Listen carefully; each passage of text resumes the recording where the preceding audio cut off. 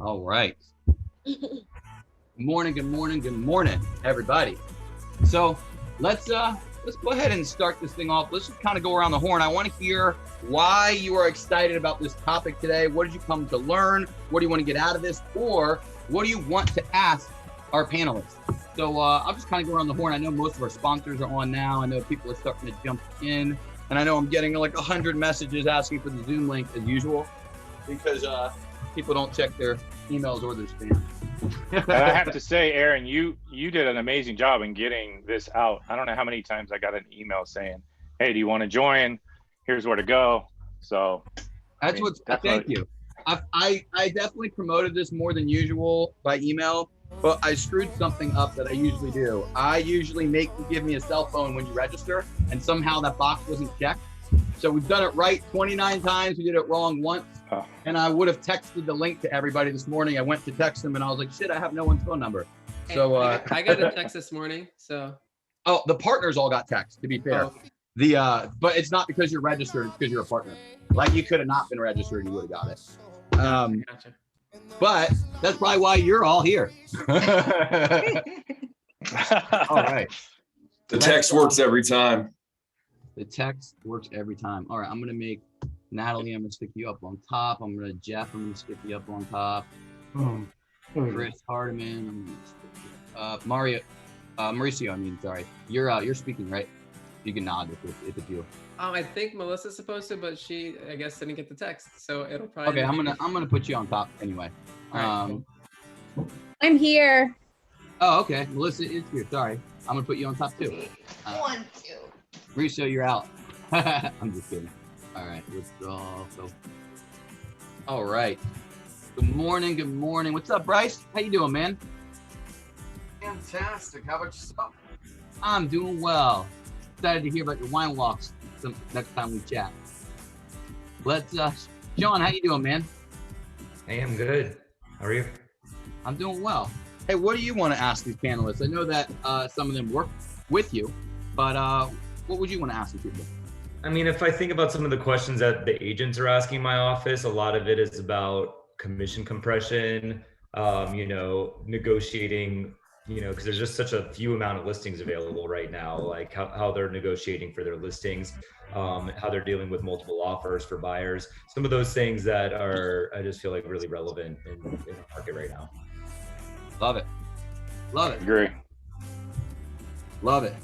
What else? What else is everyone on here to hear or learn? Love to hear from everybody. Who else wants to join us? You can just wave your, oh, whoops, I just screwed up. Sorry, guys. I meant to have this here. There we go. That's what you're supposed to be looking at. So, all right, let's go around the horn. We're going to start this thing in just a few minutes. But Juliana, you're unmuted, it looks like. What do you want to hear? What do you want to ask the panelists, or what did you join for today? No, I think some of the common questions I get when I'm coaching agents are about overcoming objections. And obviously anybody that's getting to 30 million or more certainly knows how to overcome objections. So I think that would be something good, because the market that we're in right now is already starting to become a little more volatile from the media standpoint. So for us to be able to overcome some of those objections and that conjecture that people keep hearing. So I think that might be something poignant. Love it. Betty, how about you? Can I call on you? I don't think I can unmute you. Can you hear me, Betty? I think you're on mute. Can you hear me, Betty? All right, I'm gonna come on. Who else has something? Chris, what do you want to get out of today, man? Oh, hold on. Am I unmuted? Nice. Or now. It's interesting. I would piggyback off Sean's comments. I would like to understand how people are dealing with the limited inventory in the marketplace. I mean, the two things, of course, on the front of my mind, AmeriFirst is a big renovation lender. So I'd like to know if realtors out there are using renovation loans as a tool to get buyers into inventory that maybe geographically it's where they want it to be, but it doesn't have the amenities that they want. So I want to know if realtors are leveraging that. And I would also love to hear how much business is getting pushed to new construction. And man, like the conversation, the comment he made about commission compression, the way a lot of builders are treating realtors right now. I mean, it's just not loving what I'm seeing out there, or at least not what I'm hearing. So I'd love to hear if that's actually the reality or if that's just a lot of what I'm seeing on social media. Got it. Got it. Who else? Who else is something that you want to share? What do you want to get out of today? By the way, if you don't get what you wanted to get out of today, it's totally your fault because I have no dog in the fight. I'm just asking the questions. So if you have something you wanted to hear today, it would be a good time to wave your hand in front of the camera, raise your hand virtually or literally, and I will try to call on you and get your response before we kick this thing off in a few minutes. So why are you here? What do you want to get out of today? What do you want to ask the panel? Paul, can I call on you, man? You look like you're looking. I just unmuted you, Paul. What do you want to get out today? Let's do it. I'm excited. Good to see everybody today. Hope everybody's having a great week so far. I went to the Magic game, had a couple beers last night, so I'm feeling good. Today, I know Kathy's coming up. I'd love to hear from Kathy, how she's become one of the go-to agents in Lake Nona, kind of her tactics and strategies for being able to appeal to the community and be able to pick up business that way. That'd be awesome. Love it. Love it. Let's get one or two more. Bobby Joe, I see you look ready to roll. What do you want to get out of today? What would you want to ask the panelists? Well, I just kind of want to learn more from them and kind of learn from their experiences and see what's going on with that. Sorry, I just jumped on the call, so I'm training somebody today. But just kind of, get back into this and kind of see where the panelists are, what they're doing, and how they're growing. Love it. Love it. Hey, Nikisha, can you do me a favor and hop onto Eventbrite and email the Zoom link to this to everyone that registered just to make sure that they got this? I'm getting some interesting messages about wrong links or things like that. And I'm not sure where they're getting the wrong link, but I'd love to send the right one again. Got it. Appreciate you. And a little email to all attendees button should make it easy. Kathy, what do you want to get out of today? I know you're sharing, but I would love to hear, like, what do you want to ask the other panelists, or what do you hope I ask you? Hi, how are you? Well, I have a different business model because some of the other panelists have a team. So it's interesting to hear what they're doing, that I can maybe incorporate to my own, business as a single agent, or if I did want to kind of grow and get a buyer's agent or something on my team in the future. Love it. Love it. How about you, Mike? You sell a lot of real estate and you're on this call. I'm sorry, I got you while you have a mouthful. I'll go back to you, Mike. Let's see. Edwin, you've been on since the start, man. What do you want to get out of today? Well, from a lender's perspective, how's everybody else doing and what are they doing when it comes to the low inventory? So, I have a list of pre-approved buyers and what I'm hearing is there's low inventory. So the interesting point that I believe Chris mentioned was about the renovation part. That part really interests me because we have a very, very aggressive renovation program that we do in-house. So, could we align ourselves with realtors and help them understand how the renovation program works to be able to attain those buyers in those areas that they would like to be in, but like Chris said, don't have the necessary amenities that they're looking for. Love it. Love it. Who else? Who else wants to share? Hold on one second. I'm going to share this real quick. You're looking for today's Zoom link. It's right here. Apparently 50 of you found it, so it's obviously somewhere. And I don't buy the objection that it is not made public. Because you wouldn't all be here. It would just be me and Nikisha. So, all right, let's keep going. I want to get one or two more responses from you guys. And what else do you guys want to learn today? What do you want to get out of today? Let's see if I can get someone that hasn't shared. Yeah, Georgia, you're probably one of the top producers on the call. What do you want to get out of today, or what do you want to ask the panelists? Seeing what other people are going through in the local market and just some of the local shifts. And then I had put in a question about, like, when you know that you can't do it all yourself and you need to expand your business to kind of continue your legacy or whatever, what corporate changes or policy changes did you make to make that successful? Love it. That's a great question. Hey, Jenny, can I get what you want to get out of today, or what you would ask the panelists? Jenny and me, Jenny? Yep. Sorry. Ooh. I didn't mean to speak on the spot, but you popped up in it today. It'd be great. I don't have anything specific. I'm just always open to learning, right? So you've got some powerhouses on there and some friends and So I'm just learning to pick up, if I can just get one golden nugget, I'll be happy. So tell me how to win a multiple offer and find inventory that doesn't exist without doing coming soons. There you go. Love it. Wow. Where's Okay, those now I'm secret coming intimidated, soon- Aaron. Where's that secret coming soon date that nobody's talking about? Where's that? Love it. Love it. Hey, Top Mike secret, Curley, nobody's talking about it. what do you want to get out of today, Mike Curley? Always looking to learn from the others and what they're doing. I mean, every time we've done these, I pull something out of it. So I'm going to see what they say, and then I'm going to pull from what they've given out to us. All right. Who else? Let's get one more response, and then we're going to go to the sponsors. Oh, I just realized I have this closed. My bad. All right. Let's see. Let's scroll around. If anyone wants to share, just raise your hand in front of the camera, or I'm just going to pick someone totally randomly. Emily, you always have great questions. What would you ask the panelists? What do you want to ask today?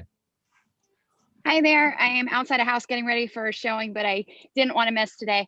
I just think it's invaluable to spend time with people who have more experience or more sales than I have, because I feel like I could always learn something and be leveled up just by being around those people.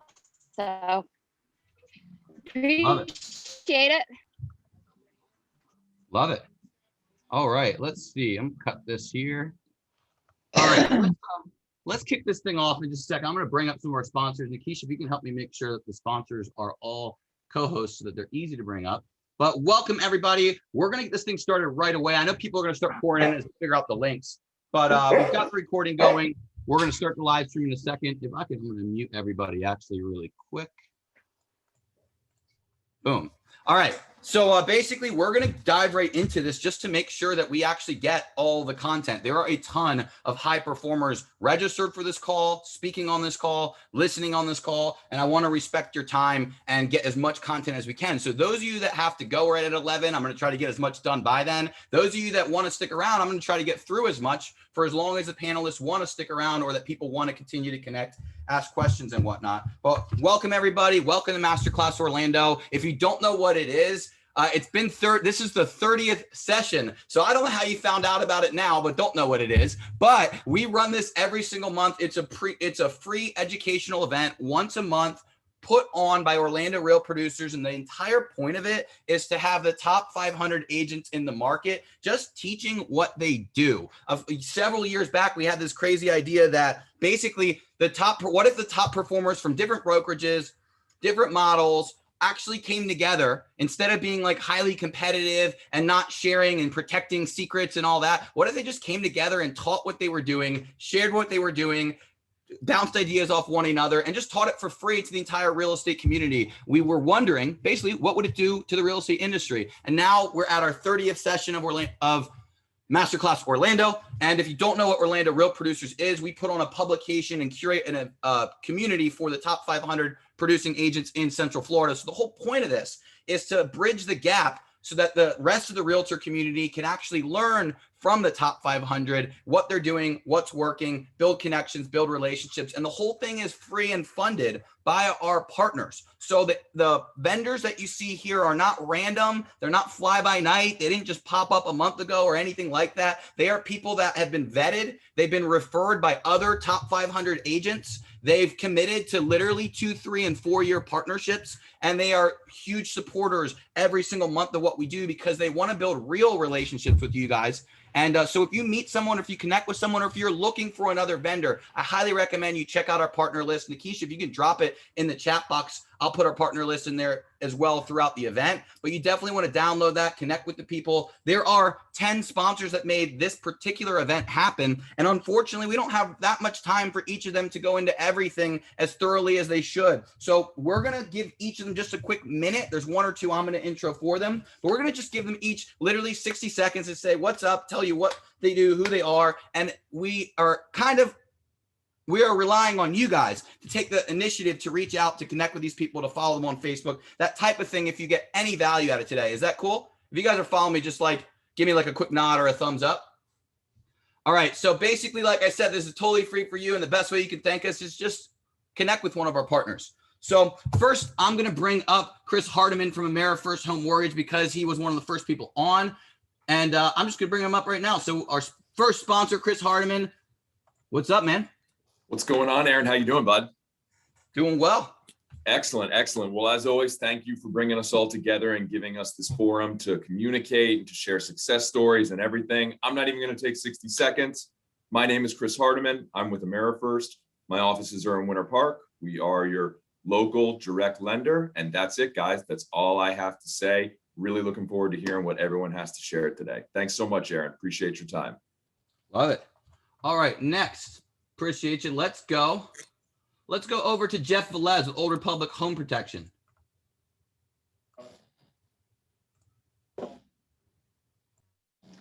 You are muted, Jeff. Let's try that one more time. Give you one more second. I'm gonna switch it and come back to you if that doesn't start working. I'm unmuted. You're good. You're good now.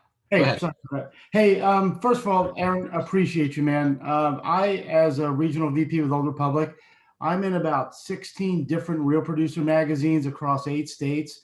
This man does it the best over everyone. So we're lucky to have him here. I'm joined here by Sabrina Serrano and Cameron Foster, my 2 account executives in the area. If you haven't met them, I hope you will soon. But, someone mentioned earlier, multiple offers. We're not asking for pricing concessions. We're not asking for a home warranty. We're not asking for closing costs, clean offers. We want to get the deal for our buyers, right? So who loses? Your buyer, your client loses, right? They have no coverage. So let us do the heavy lifting for you, right? Let us be your partner. Let us contact your client on your behalf, even if it's post-closing, to at least give them the opportunity to purchase a warranty on their own, right? It can't be part of the deal. Maybe you're not giving it away as a closing gift. Let us do the heavy lifting. Let us contact them. They can pay for it monthly, no cancellation fees or anything like that. Give them coverage, right? Additionally, we do have a new construction plan that covers the buyer for 4 years after the first year. So first year builder warranty, years 2, 3, 4, and 5, for $200 a year, they cover everything in their house. Another, great product. So, hey, the message is, look, things are going to break. Let's reduce their out-of-pocket expenses. If you do reach out to our people, we'll give your client a free trade call fee coupon that will enable them to rekey their house for free when they move in. So that's my message. Hope to reach out to you guys soon and have a great day. Thanks, Aaron. Love it. Thanks, Jeff. That's Jeff Velez with Old Republic Home Protection. Let's see. Let's go next over to, I'm just going to, oh, she's actually here, but I was about to, I'll take a second before I announce the next person. I'll jump to Vic DeVore, DeVore Design, one of our top sponsors each and every month. Vic, go ahead. Hello. Can you hear me okay? You're good. So DeVore Design turns 6 years old this month. DeVore Design, we offer photos, video, and now home staging. I'm Vic DeVore, the owner of DeVore Design. I know most of you here.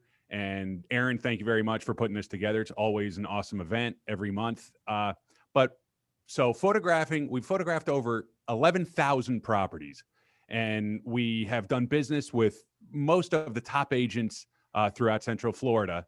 But what I want everybody to know about is our home staging services, because we do offer full vacant home staging services. We have 2 of the most talented home stagers in Central Florida that are on staff, and we have a warehouse full of the best staging furniture, and we can make your vacant properties look awesome. We have extremely competitive introductory pricing right now. And when we do a home staging for you, we're going to also set up a broker's open so we can help you promote the property. That's included in all of our services right now for the staging side. So I hope that you'll start to think of DeVore Design, not just for your photos and videos, but for your home staging. Go to our website, devoredesign.com. Thank you so much. And thank you, Aaron. Thank you to the whole real estate community. Thank you, guys. Thank you. All right, that's Vic DeVore from DeVore Design. Now, next sponsor, we're going to do a quick 1, 2, 3 clap. You guys won't hear the clap, but if you could do a clap in front of the screen, it'll look cool. We're going to do a 1, 2, 3 clap for Shay Walker with Shay Walker Photography. She does amazing branding photography, like personal photography, not real estate. So if you're looking to spice up your Instagram, turn up your brand, help your brand image, really capture the essence of your personality, definitely give her a call. Let's give a 1, 2, 3 clap. 1, 2, 3. Works really cool when I can unmute all, but I don't have that button anymore. Let's also, another one of our sponsors, Octavian Cantilli with Real Estate Imaging Pros. Let's do a 1, 2, 3 clap. All right, next up, we will bring up Heather Hurry with Jeff Mackey team with Pillar to Post Home Inspections. Again, sponsored. We have about a minute for each of you. So let's do, yeah, there you go. Heather. Good morning, everyone, and thank you so much, Aaron. Today, I call it Thankful Thursday. So just piggybacking on a couple of things that a few folks have said, yes, it's definitely a hot market, and guess what? We just hired our 6th home inspector. So I'm Heather Hurry with Pillar to Post, the Jeff Mackey team, and we definitely have the folks ready to serve you. The other day I talked to a realtor and she said, so listen, what's your timeline as far as scheduling? I said the same week. She's like, I'll call you soon. So just wanted to throw that out there that we are absolutely here for you to support you 100% in everything that you need.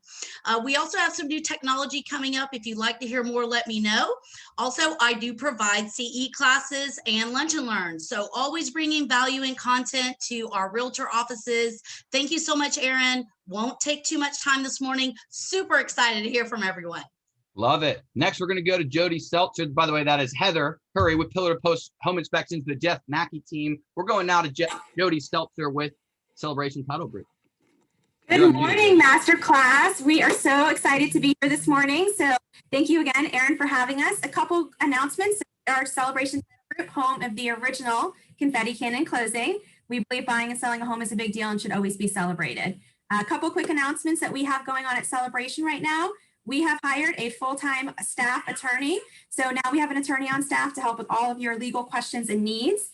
We are also doing a healthcare promotion. So anybody that is a frontline worker dealing with a pandemic, we're actually waiving our closing fee through July. So that's for purchases, that's for sellers, and that's also for refinances. So anybody in that field, let us know. We'd love to help the people that are doing so much for everyone right now.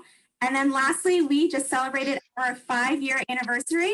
We're super excited. Thank you guys so much to everybody who supported us over the last 5 years. We would not be where we are without you, and we want to just continue to elevate our industry. So we're super grateful, and have a great masterclass. Love it. Thank you, Jody. That's Jody Seltzer with Celebration Title Group. And now I've got 2 of you guys up. I don't actually know who's speaking, but I've got Ryan and Zach from Home First Lending up on the screen. Whichever of you wants to talk, go ahead and go for it. This is the guys from Home First Lending. What's going on? Good morning. Good morning. Yes, I am joined by Ryan Plaza and my business partner, Christian Lopez. Thank you so much for giving us the opportunity to be on here today. So guys, my name is Zach Blesnick. I am the VP of Business Development for Home First Lending. You all know us. We've been here in the community for 15 years. We are a broker, not a lender, which essentially means that we work for you guys and your client, not the bank. We become your best friend in the transaction. We're going to tell you what to say, what not to say, what to do, what not to do. And with one credit pull, one application, we can match your client with up to 50 different lenders in our network.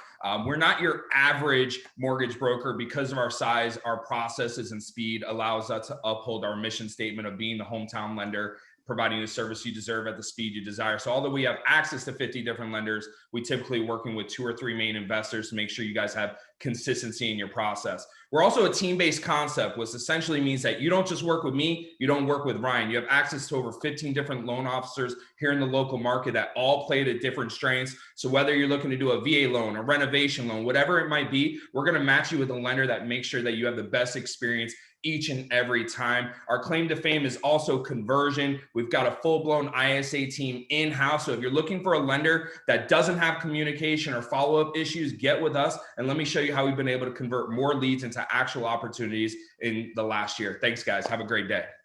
Love it. Love it. All right, let's go to Taylor Gorkin with Systematic Home Staging. Taylor, can you hear me? Hold on 1 second. You are now unmuted. Now you're good. Okay. Hi, everyone. My name is Taylor Gorkin. I am the Director of Operations here at Systematic Home Staging. I'm speaking on Joseph Sipp's behalf because he's out learning and bringing a wealth of knowledge into the home staging industry. We are the nation's top home staging company, voted Orlando's best for 2 years in a row. And we are a team of 11 who are dedicated to excellent customer service and unparalleled design. We are here to be a resource for you, whether it's CE classes, helping out with your occupied properties, helping those homes get ready to be on the market and sell for top dollar. Love it. I love it. Thank you so much. That's Systematic Home Staging. By the way, you can find all these partners and the other partners in our partner list that Nikisha's about to drop in the chat box. But that's Taylor with Systematic Home Staging. Next up, I'm going to bring up Melissa and Mauricio. Melissa, I know you're speaking, but I think I figured out how to get everyone up now moving forward. But they are with Artesian Title Group. Go ahead and give us your 60 seconds, Melissa. I will. I'll talk quickly. Great to be here. Thank you so much, Aaron. So I'm Melissa Martin with Artesian Title. I'm going to go over 3 quick ways that we love to partner with our realtors and really help you all grow your business. So maybe note cards. Our first thing we do is a real rebate. So we will rebate your seller up to 20% off their closing costs. And we do that from our proceeds. It goes back to them on the closing docs, and we'll do that for each and every seller. And the next thing is our Clear to Close program. We will, when you're working with a seller, before it even hits MLS or before you even go under contract, we will go ahead and run a title and a lien search just to kind of get ahead of any potential issues so we can be ready to help partner with you. We can close up to 13 days sooner with our Clear to Close program. And our last one is convenience. We want to make sure that we're able to be convenient to you and your client. We will close anywhere, anytime, any place, wherever is most convenient for your client with our concierge closer, and we don't charge anything extra for that.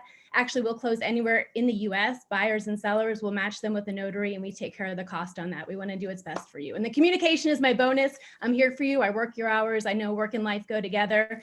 Mauricio and I do net sheets on the weekends. After hours, we can get a hold of our attorneys, anybody on the closing team.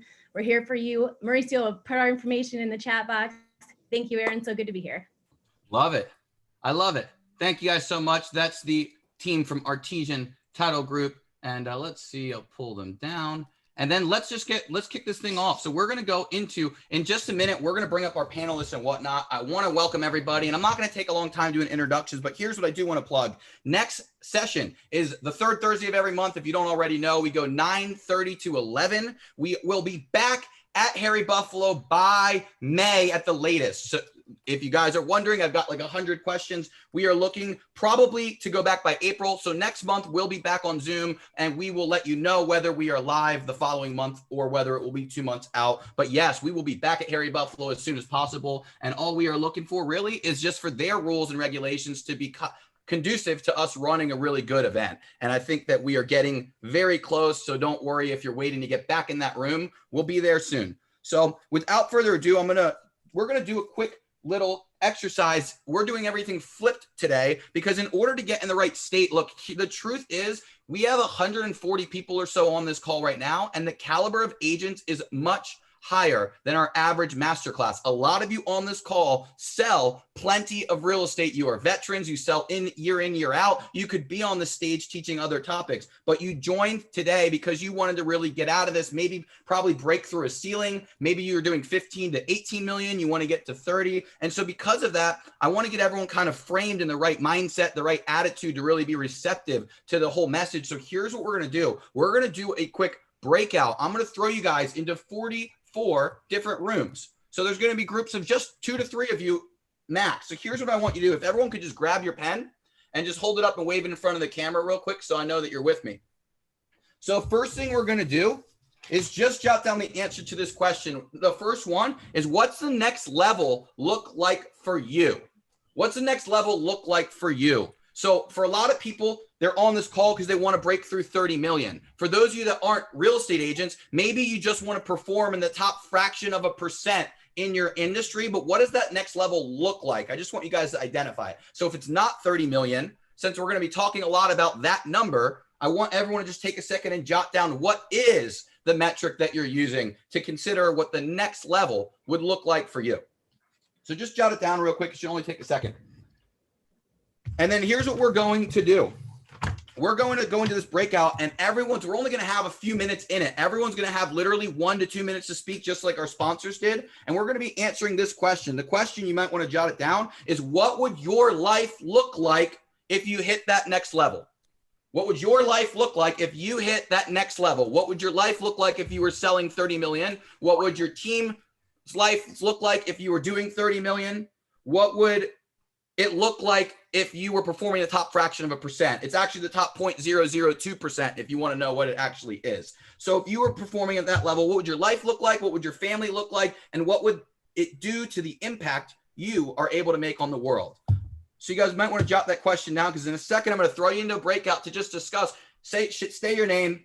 What does the next level look like for you? And what would it do to your life if you hit that next level? Just everyone share 2 minutes each. Make sure everyone gets a chance to say something. And if you get through it, maybe reflect back to that person what you heard from them. So in 1 second, I'm going to hit this button, and you are going to see on your screen, make sure your cameras and mics are on now, guys. This is your warning. On your screen, you're going to see a little button to join. Hit the join button when you get it. And if you get stuck in limbo or you get stuck in a weird room, just jump back in here and I'll figure out where to put you. All right, so now they should be open. You should all have an invite, and you are going to be answering, what would your life look like? Who are you, and what would your life look like when you hit the next level, or when you sold 30 million, when you perform in the top fraction of a percent? What would your life look like? So hit the button in front of you. There should be a join button on your screen right now. There should be a join button, and if there's not, I'm going to start messing and trying to move you guys around. All right.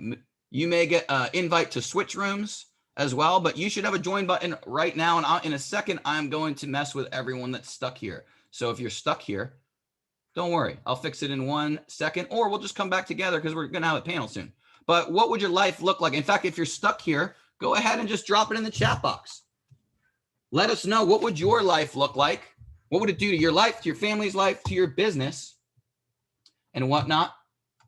Hey, by the way, if you're one of our sponsors, please don't spam our whole thing. I don't want to get like 27. No problem with the people I have, but I just don't want to have 180 sponsors trying to jot stuff in the chat box. But all right, so you should be answering the question now, and now I'm going to go around and just see who's stuck here. So who is still stuck and doesn't have a breakout? All right, Tannen, I'll find you. Hold on 1 second. Tannen, you're all right, assigned to this group. You should all, if you're stuck here, be getting an invite right now to join a group. There should be a button. 1 second. I got to go through all of you. And then you should get thrown right in. So boom, boom, boom. Christine, you should have an invite now. Simi, you should have an invite now. Catherine, you should have an invite. Crystal Adams, you should have an invite. Christine George, you should have an invite now. By the way, if you're watching this on Facebook or you're watching the Zoom link, don't worry, you can skip ahead. If you're watching on Facebook, you should actually see stuff in a second, but you are stuck in limbo. Cam Foster, sorry, let me try to invite you somewhere. And if your camera's not on, that's probably why you are not anywhere. Let's see, Cameron, where are you supposed to be? And we're going to bring everyone back in just a minute. So if you guys don't get in a breakout, don't worry, it's not the end of the world. All right, let's see. In fact, we could even talk to you guys here since we're all stuck here. All right, what would it look like to you, Cam? what's your next level? What would it look like if you hit that next level? Oh, I'd like to connect with, more agents in my area. Top producers that have been working with other home warranty companies, just to show them the difference and what we can bring to the table. Love it.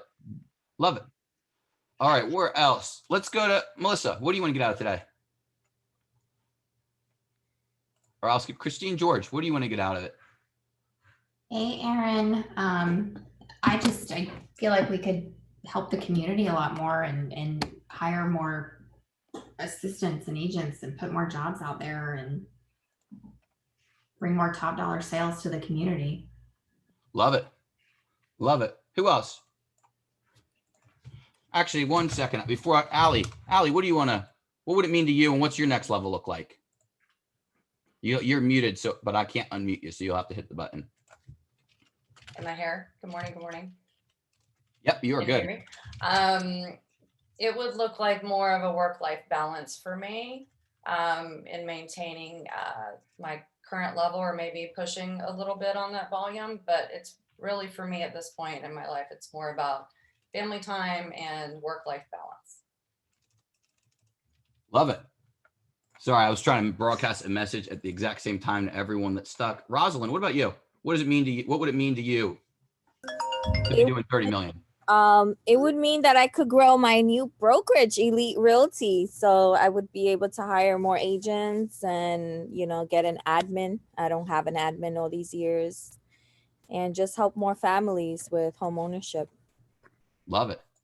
Love it. How about, I can't call on you, Kathy. Actually, it doesn't make sense because we're going to do a whole panel. Steve, what's the next level look like in your business, and what would it mean to you and your family and your legacy and whatnot if you hit it? Hey, it would be, can you hear me? Yep. It would be kind of doubling our business. And of course, that would give us certainly financial freedom, but also love to travel, but really want to give back to the community. My brother and I are partners here. We feel like that we certainly want to pay our obligation, but as well, we want to help out. We want to give back to the community as much as possible. Love it. Love it. And people are all going to be joining us back because I just started closing the groups, but I'm just going around the horn because some of these breakouts go great. Some of them don't go great. Someone gets stuck by themselves. Someone talks the whole time. It happens, but we want everyone connecting. So I just want to get a couple more people's response. What would it mean to you to be operating at the next level? And what is your next level? Let's see. Mark, can I go to you, man? Oh, I know you're driving. Never mind. I won't go to you yet. Sean. No, I'm good. I'm parked. I'm parked. What's it? All right. What's the next level look like for you? What would it mean to be hitting? If I hit my next level, my next goal, then the team members on my team get even more half cap. So it would open up their world a lot. They would cap after probably 3 deals. So what would the next level be? How do you define it? Sure. Yeah. We hit 27 million this year. And if we hit 40 million with our brokerage, we go to a $4,000 cap. So that would just be pretty sick. Pretty great. Love it. Sean, how about you, man? What's the next level as a broker? Yeah. So right now, I mean, with the agent base we have right now, we're probably gonna do about 300 million this year. So I guess the next level I would say is probably about 500 million. Even though really the $1 billion number sounds so nice, but it sounds very far away right now. So next level is probably 500 million, which would mean, obviously more than just the Central Florida market expanding into the Gulf Coast and that sort of thing. What would it mean to you though? What would it mean to your life, to your legacy, or to your agents? I think that it would mean that we would have more ability to provide more resources to the agents, more projects, more staff, all of that kind of stuff, more market share, more referrals, all of those types of things. Love definitely. it. Hey, Matt, can I go to you? Matt Davies, what's the next level look like for you? You're one of the top, probably 25, 30 agents in the city every year. What's your next level? And what would it mean to you, your legacy, your team, or whatnot? How about just consistency in the business? Just a smooth running, easy flowing transactions, just a consistent level of return business from past clients and sphere, not having to chase the REO and the shiny penny all the time, and just having that consistent business. That's what I'm driving for. Love it. Tracy Style, I got to get to you because you're right here. What's the next level in insurance? I mean, you guys have a beautiful building, a giant company. What's the next level look like, and what would it mean to you, your family, the jobs you provide, whatever? Hey everyone, it's my first time on here, so it's a pleasure to meet everyone. Thanks, Aaron. I'm gonna say we had an amazing year last year. I don't like to brag or anything, but we did really well. If we went to the next level, I think it would mean putting on more agents, more staff, more employees. But we try and build quality over quantity. So we're really careful, who we're picking and choosing to represent style. But yeah, I mean, it would definitely mean more money coming in. I mean, it's not a bad thing. And you know what, we're growing organically. So we're pretty much referral based. I love it. Justin Corey, can I call on you, man? When I see a top performer, I want to know what you want to get out of today and what would it mean to you? What's your next level? What's it mean to you to hit it? Sure. Can you hear me? Yep. So yeah, for me, it's all about following the process. We got a great process. We've been tweaking that for quite a few years now. And now it's about we've got all the right people in place. We got the right tools. Just a matter of continuing to execute, kind of like Matt was saying, just being consistent day after day after day, not taking any back steps. And then for me personally, just getting out of my own way sometimes and getting out of pieces of the business that I enjoy that don't really add to my growth or our agent or company's growth. So, having a higher minded focus. I love it. All right, let's kick this thing off. Is anyone here ready to start learning now? If you are, just maybe do like a little clap in front of the camera so I know that you guys are ready to go. All right, so here's what we're going to do. I'm going to bring up our panelists now, and we're going to just start asking questions. And instead of what we usually do is I ask and we go all the way down the line and all the way back. And you know what? I realize that wastes a lot of time. So here's what we're going to do. I'm going to try to direct the questions at different people. And any panelists, if you have a question you want to chime in on, have something to add, have a different opinion, have the opposite opinion, anything, definitely ask to chime in, even if I don't call on you on all of them. I'm going to try to spotlight every one of our panelists right now as I bring them up. So first of all, we've got Kathy Hereford. She is the solo agent basically on it. She did 32, or she is almost solo agent. She did 32 million last year. She came from new construction. She dominates the Lake Nona area, and she's with Mainframe Real Estate. Let's give a round of applause to Kathy Hereford. Hi, good morning. All right. Next, we're going to also bring up Mike Stewart. Mike runs a boutique brokerage with his wife, Southern Realty Group, over in the Windermere area. And Mike and his team blew up. He's been in the business for 17 years, a former Papa John's executive, but they blew up in the last few years. They did $36 million as a small team, and he's going to talk about what they did. Let's give a round of applause to Michael Stewart. Hello.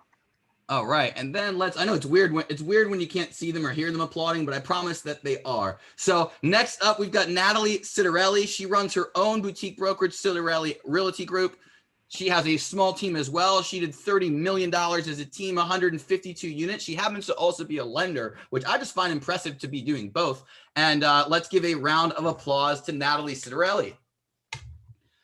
And last but certainly not least, let me bring him up, is Rick Brown from the Brown Home Group. Here's what's cool about Rick. Well, I mean, there's a bunch of things cool about Rick. Rick's team did 150 transactions, 40 million. He did 20 million of that personally, so he is still in personal production. He's been in Orlando for 40 plus years as a sales professional, but he only started real estate in 2015. He only started this team doing 40 million in 2018. So that is 3 years ago.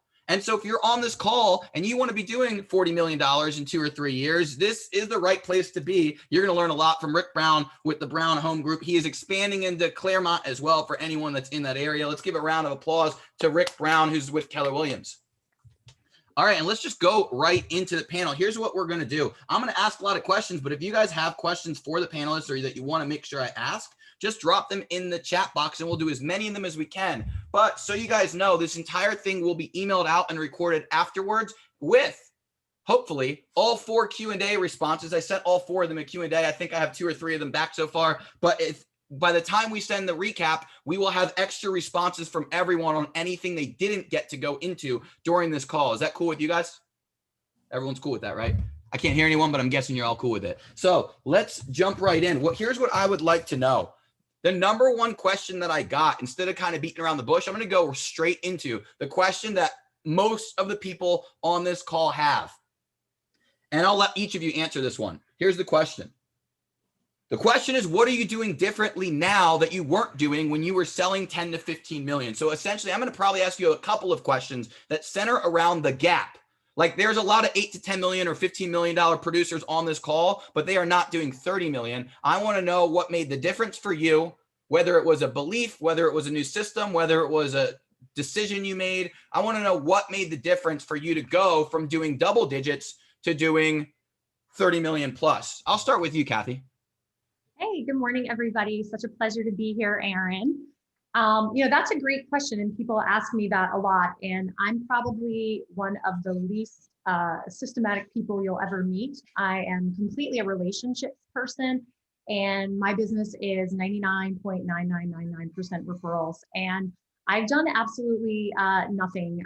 What I really think the key is to growing your business is just keeping those relationships with your past clients. I know a lot of agents, you get busy or you get successful and, those clients kind of go to the wayside. But one thing I know I'm really great about is just always reaching out to my past clients. It doesn't matter if they were from a year ago, 3 years ago, 5 years ago, new construction clients from 10 years ago. I always make a point to, just keep that relationship going, and it just keeps fostering more referrals and more business, and it just keeps growing from there. So pretty much I've just been consistent.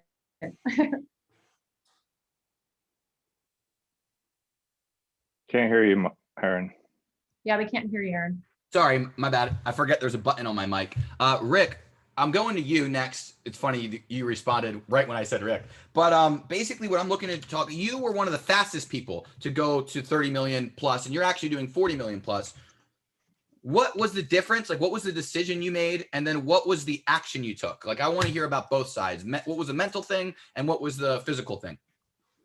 So first off, thanks, Aaron, for having us on this panel. I'm very humbled to be asked to be part of this group because there is an amazing number of agents in this group that could, like you said, could absolutely be sitting on this panel with Kathy and Natalie and Mike, myself. But I'll be honest with you, the way I got into this business, I surrounded myself with amazing agents. I didn't have any real estate knowledge when I first started 6 years ago. And I saw Jenny's on here, and I'm going to plug her all day long and twice on Sunday. She's been one of my best mentors, somebody I still reach out to today. And like I said, I'm extremely grateful for her knowledge and her support, as well as Ray Lopez is also on here. When I got in this business, I started as a single agent, immediately joined Ray's team. And again, if you haven't had a chance to do a deal with Ray or his team, he's amazing as well.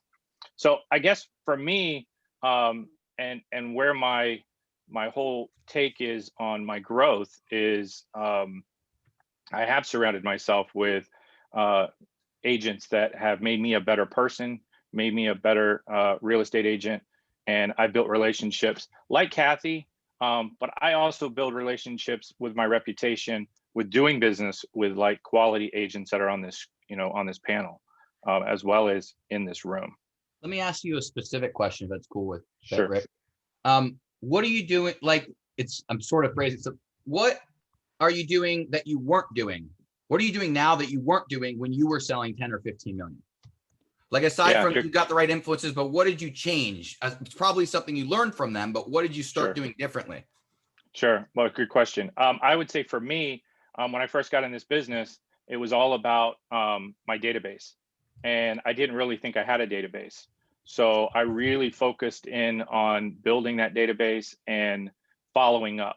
And again, Ray has been, and Jenny, obviously, I keep plugging them, but so far as once you get business and you start closing business as newer agents, and that starts to grow, you really have to start leveraging. And so I think I may be one of the only ones that has a team, and I'm not sure. I'm fortunate to have a lot of my agents on my team in this mastermind, masterclass. But it really starts with an admin. So I immediately found an admin, and it took me from that 10 to 15 million, and it allowed me to leverage some of my time, a lot of my time. And so I didn't have that before as a single agent. And I know we all want to make a lot of money, obviously, but we also want to service our clients. And what ends up happening is we start making all that money, and then we start to lose sight of what's important. And so by leveraging, you'll actually take your business to another level, if anything. I love it. So what I'm hearing from you is that one of the biggest things, not that you really struggle because you have the right people around, but one of the things that people on this call are probably struggling with is the mental hurdle of being willing to start to bring on and build that team. And that made a big difference for you in the gap. Am I hearing that right, Rick? 100%. Yeah. I mean, find a great administrative assistant, somebody who can be all things. I mean, mine is my second wife. Literally, she keeps me in check, and really keeps me focused. And she's extremely powerhouse. She's also an ex-real estate agent, so she has a vast of knowledge when it comes to real estate. I don't know if that's necessary, but I do believe it's an asset. Sure. Love it. What about you, Mike? What do you, I mean, you've been a veteran in real estate. You've been doing it for 17 years. You've always sold at a good level, but you weren't doing 36 million a year. What made the difference for you? What decision and what action? First of all, Aaron, thank you so much for having me on the call. And Kathy and Rick, I totally agree with some of the comments that you guys have made. Rick, I'm very similar to you. I have a powerhouse wife who is also our broker of our company, and she makes me look great every day. But getting to the question, Aaron, we decided a couple of years ago that we were going to get outside of our circle, so to speak, and reach out to people that outside of our clients. And I feel like part of our success is, and I don't want this to sound the wrong way, but we outwork other agents. You know, where that's led to huge success for us is, you know, while we primarily are listing agents in a lot of regards, those clients that are represented by another agent, if they go to resell, sometimes they're calling us. And, you know, my philosophy has always been, we handle the largest asset for most individuals. We're probably more powerful than stockbrokers in a lot of ways. And looking at the portfolio of buying a home, it's probably the most important asset. So we just take the job very, very seriously. And that's reflected in, you know, a lot of business coming our way. We joined a couple of clubs. You know, to give you an idea, we joined Isleworth Golf Club 3 or 4 years ago. I sold 3 houses in Isleworth this past year. So we've been very successful at integrating our philosophies into some of the areas, and that's what's really grown our business. And so let me ask you about that. You've intentionally, because we had a long call where you talked a lot about networking, and I definitely going to have you hit on that a little bit more later as well. But sure, you're telling me that you know, have done, he's kept in touch, you've built the relationships, you focus on the relationship, but recently it really compounded. And you joined the club just 3 or 4 years ago. I guess the question I have for the people on the call is, if they were starting from scratch, which I realize they're probably not, but if they were starting from scratch right now, would your advice to be to start identifying networks and clubs and things? And then what would the time frame that you could expect them to need to farm that group to actually get to the result? So, you know, like, did it take you 3 or 4 years to start selling in Isleworth from joining the club? You know, it took us actually about a year. I mean, my first year ever in real estate, I did $450,000 in commissions, and all I did was hand out business cards. And you know, I had zero experience in the business, but we essentially are in the people business. So our transactions and our transformation and our relationships with our company it's more about people than it is actual homes. But you know, the key for our success has been just the relationships. And, you know, the return probably, Aaron, probably 2 to 3 years. We try to touch our customers, our current clients, former clients, and just friends and family. We try to touch our customers about 3 times a month, whether it be via email, newsletters, other various marketing, and then obviously social media. So we're trying to reach out, and, you know, that's where I think our biggest success has been the last 2 to 3 years, is just always staying in top of mind. I mean, how many people, you know, are agents, and you'll talk to someone, oh, I just bought a home last month. And you're like, oh, what happened? And they're like, oh, we forgot you were in the business. And that's, so you're having huge conversations all the time, and relationships, absolutely, and you're checking in. And then one thing I want to make sure you're able to say that I know you share with me on private is tell everyone really fast without even going in. What do you do every morning? I get up every morning and I analyze the farm area that we sell. What does that actually mean? So for instance, a good seller's market right now this morning in Windermere, Florida would be probably 450 to 500 homes. Currently this morning, we were at 134. So if a client calls me this morning and says, hey, can I sell my house? I'm going to tell them probably, yeah, you can sell it today. So, I mean, you know, it's knowing the market. People are shocked when they hear those numbers, but the fact that you can share those numbers on a daily basis and see what's changing in the market, it actually gives a great strategy for your business, in the fact that, for instance, I've called 3 people today already and said, hey, you were thinking about selling, we can sell your house this week. You know, so, you know, that's been our strategy. Love it. Natalie, sorry, you've been quiet here because I haven't went to you yet. Tell me about the gap for you. What made the difference for you to really rise from being a veteran in real estate, or someone who had been experienced and knowledgeable and great at real estate, to like blowing up, doing 30 million plus and starting to build a team? What made the difference? Well, to be honest, in 2016, I ended up going full time. And then the last year, I can say that it was really about delegating, like trusting, like taking away the control of feeling like I was going to lose a client if I give somebody else to open a door or give somebody else to go do a home inspection. So really like delegating my time, where like someone didn't need me to open a door. Someone doesn't need me on a home inspection. Someone doesn't need me for a walkthrough. And hiring like-minded people, like basically having agents that come under me that are hustlers just like me and are ready to work and ready to, you know, to make money and also serve a client, and people who are good with people. So that was kind of what I did. I just learned a lot of delegating, hiring people that had similar personalities that I know would connect well. Even new agents, what I do with new agents, and I tell people all the time, like agents that are even at other brokerages, I'm like, if you find an agent who makes, you know, 1 to 2 million, who's trying to figure out what to do, grab that agent and, you know, give them a percentage of your commission and have them work with you, because you're going to be able to do double and triple than what you did the prior year, while they're going to be excited that they're making more money as well and learning the business. I love it. I love it. That actually kind of leads me into the next question. I'll go to all of you on this one. It's about delegating. What do you not do?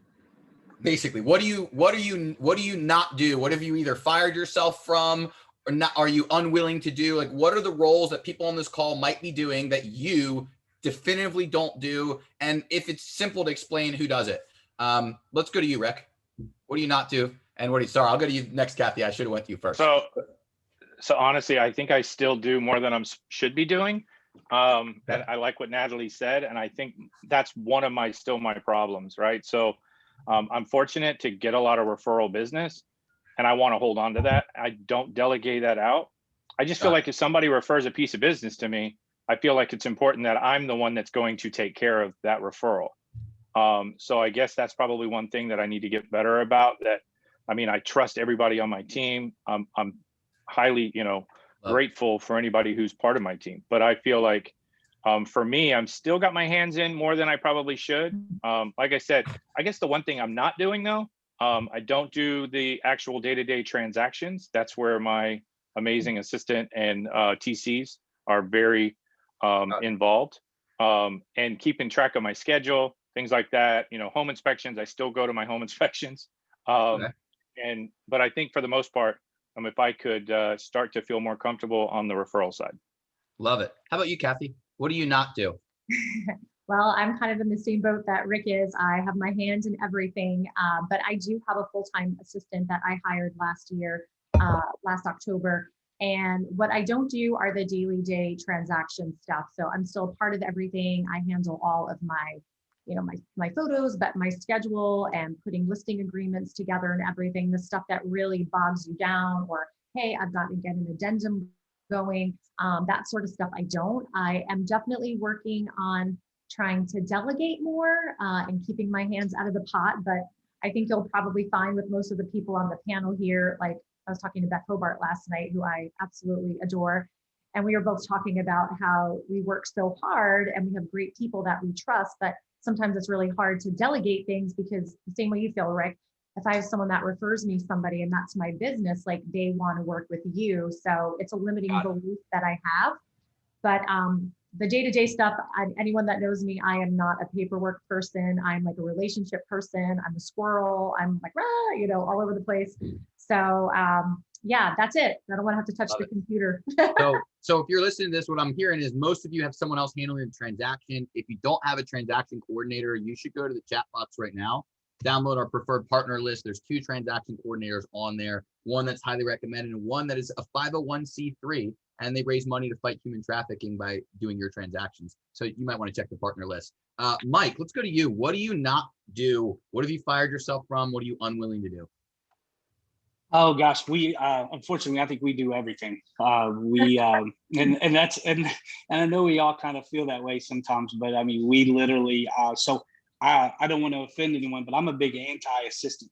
So in my clientele, they expect us. Like I said, I've always treated it as it's one of their largest assets that they own. So we try to give them the personalized individual attention that we feel like they deserve. In doing this 17 years, I've had a lot of great experiences with assistants, and I've had some really big nightmares. So I think you're taking a big risk in putting your business in someone else's hands. And so I really encourage people to be cautious, but at the same time, I understand. I mean, we're not high volume. So, fortunately, we'll do probably 35 to 40 transactions a year. we're just a little bit higher dollar volume. So I love it. So you're highly targeted. I'm very going much to so. go back to it's kind of this question, but I want to get Natalie's response to. Natalie, what do you not do, or what are you not willing to work on? What have you fired yourself from? I don't open doors anymore. I don't want to go open doors because I basically make sure I have a great connection on the phone. And a lot of my referrals, they already know. So they kind of know whoever's going to open the door.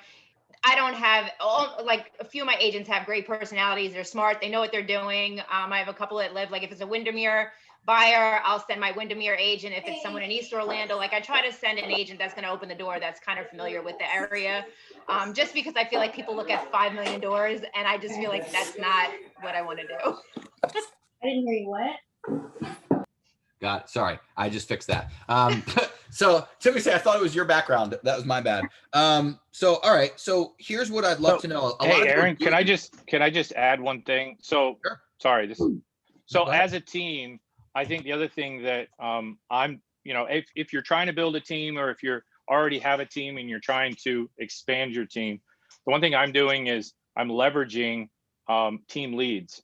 So I have 11 agents, but I have team leads that actually kind of keep accountability and take over the newer agents that join us. So we have a mentor program, and it helps. Obviously, I don't have to open the doors because I have a mentor that actually is working with them. And I'm fortunate to have three, potentially 4 team mentors that are working with agents. So I don't have to be responsible for that. I know David Hickey's on this right now. He's my lead agent, and he kind of oversees all of my agents, and he kind of keeps the one-on-ones, the accountability, and making himself available to all my agents. And then obviously, so it's more leveraging on the sales side. You've created a layer in the top, in the C level, essentially. You've created that. And I don't know, guys, if that's because I want to stay in production and I still want to take care of clients. I mean, I love working with buyers. You talk a lot of team rainmakers and they just don't want to, they just want to handle listings. But for me, I still love working with buyers. I still love opening doors. I think it's because I'm 6 years in the business and not maybe 17 or 20, Sure. So and by the way, I'm looking around because I was trying to find it and show you it, but I can't find it here. I realize you can't even see that there's a bookshelf behind me. But I want to make a recommendation to everyone here, especially the people on the call that either don't want an assistant or want to do more without an assistant, or want to do more and keep their assistant doing something else. I highly recommend you look up a writer. His name is Ari Mizel. I'll write it in the chat box right now. Ari Mizel wrote a book called The Art of Less Doing. He also has a book called Less Doing, More Living. I'm pretty sure it's the same book, but rewritten. But it's a book all about how to optimize, automate, and outsource almost everything in your life. He's a systemology expert, if you will. And his whole thing is helping executives build automated systems, outsource systems, and optimize systems and streamline things, and to make it really effective to not need a giant team doing things. And it's pretty phenomenal what it's done for a lot of people. And I know from us in Real Producer World, you would be shocked with the number of things that we have running through 1 or 2 people that really used to require 5, 6, 7, 8. So I just wanted to share that since we're all kind of hitting on that right now. On the job form, that survey that I gave to each of you, if we get time to circle back, we'll go back. But I do ask you guys about your favorite technology tips, systems, tricks, stuff like that. I would love to just attach that in the email instead of spending time on it now. We'll circle back if we have time. But I am going to ask you guys like what you use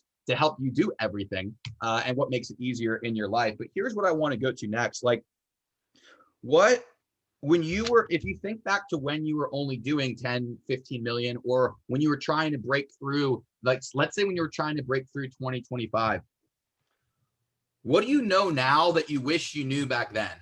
What do you know now that you're doing 30 plus that you didn't know back then? What lesson have you learned? What realization have you had? What epiphany have you had? What did you learn the hard way? Any of the above. What do you know now that you didn't know when you were still selling plenty, but not past 30 million? Let's go to you, Natalie. I would say systems and follow-up, because I was so busy, I always forgot about everybody else, and people would just keep referring, and I didn't really have systems in place. I have ADHD, so that's why I do lending and everything else. I'm like all over the place, but I'm still good at what I do and everything. So I think I had to really start getting systems in place and realizing the value of a system and following up as well. Out of curiosity, I'll stay on this question, but give me an example of one or two things that you systematize. What do you use? What do you do? I love Follow Up Boss. I also use Agent Legend for consistency of like if a lead comes in or if someone, if I want to like nurture someone. And then I also have an ISA that I use to kind of just nurture and build a relationship. And to be honest, I love the phone. So I kind of act like my own ISA. Like I will like reach out to people. That is my thing. I like talking to people. Love it. But it was basically using Follow Up Boss. Like I say, that's a bad system. Love it. How about you, Mike? What do you wish you knew back then? Probably back then. I mean, I wish we would have known how to reach out and tell our story a little bit better because we do a really good job of doing that now. Can I dive into that one? Can I? Sure. Share with me. How do you tell your story? Or if you want to role play it, if you want to just explain it, whatever makes sense. As far as, what do you mean by? Like how would someone tell their story? Can you? Oh yeah. So we basically created a monthly newsletter. That we basically reach out, we share our results, and we share what's kind of coming to market, what's on the market as far as homes go. We talk about home trends, what's trending. Obviously, when COVID hit, we were really very reactive to COVID and how we felt like were going to impact the market. And I think that surprised a lot of people. I think as many of us probably felt that we weren't going to be able to sell homes, and we quickly realized that wasn't the case. So what's the newsletter made and sent on? Sorry. I'll have to reflect to Teresa on that. That's no problem. Yeah. So okay, I provide the information. Market updates on what your team has been doing, things are going on. What else? What am I missing? No, I think basically just an overall trend in the real estate industry as a whole, mortgage rates, interest rates, things like that. What's changing in the industry. I mean, as we all know, the industry is changing immensely. It seems like every day, new technologies, new ways to do business. So just trying to keep people up to date. And are you sending it to your farm, to your whole sphere, to your past clients? To pretty much everyone, including our agents. I mean, we're constantly educating our agents as well, and trying to, we help them. We let them share our letter as well if they want to get that out. And but yeah, I mean, pretty much our whole sphere. Love it. Kathy, let's go to you. And I'll say this too. I'll add some context. Both Kathy and Rick were both rising stars at some point in Real Producers, I believe, and now are performing at like the level of people we put on the cover.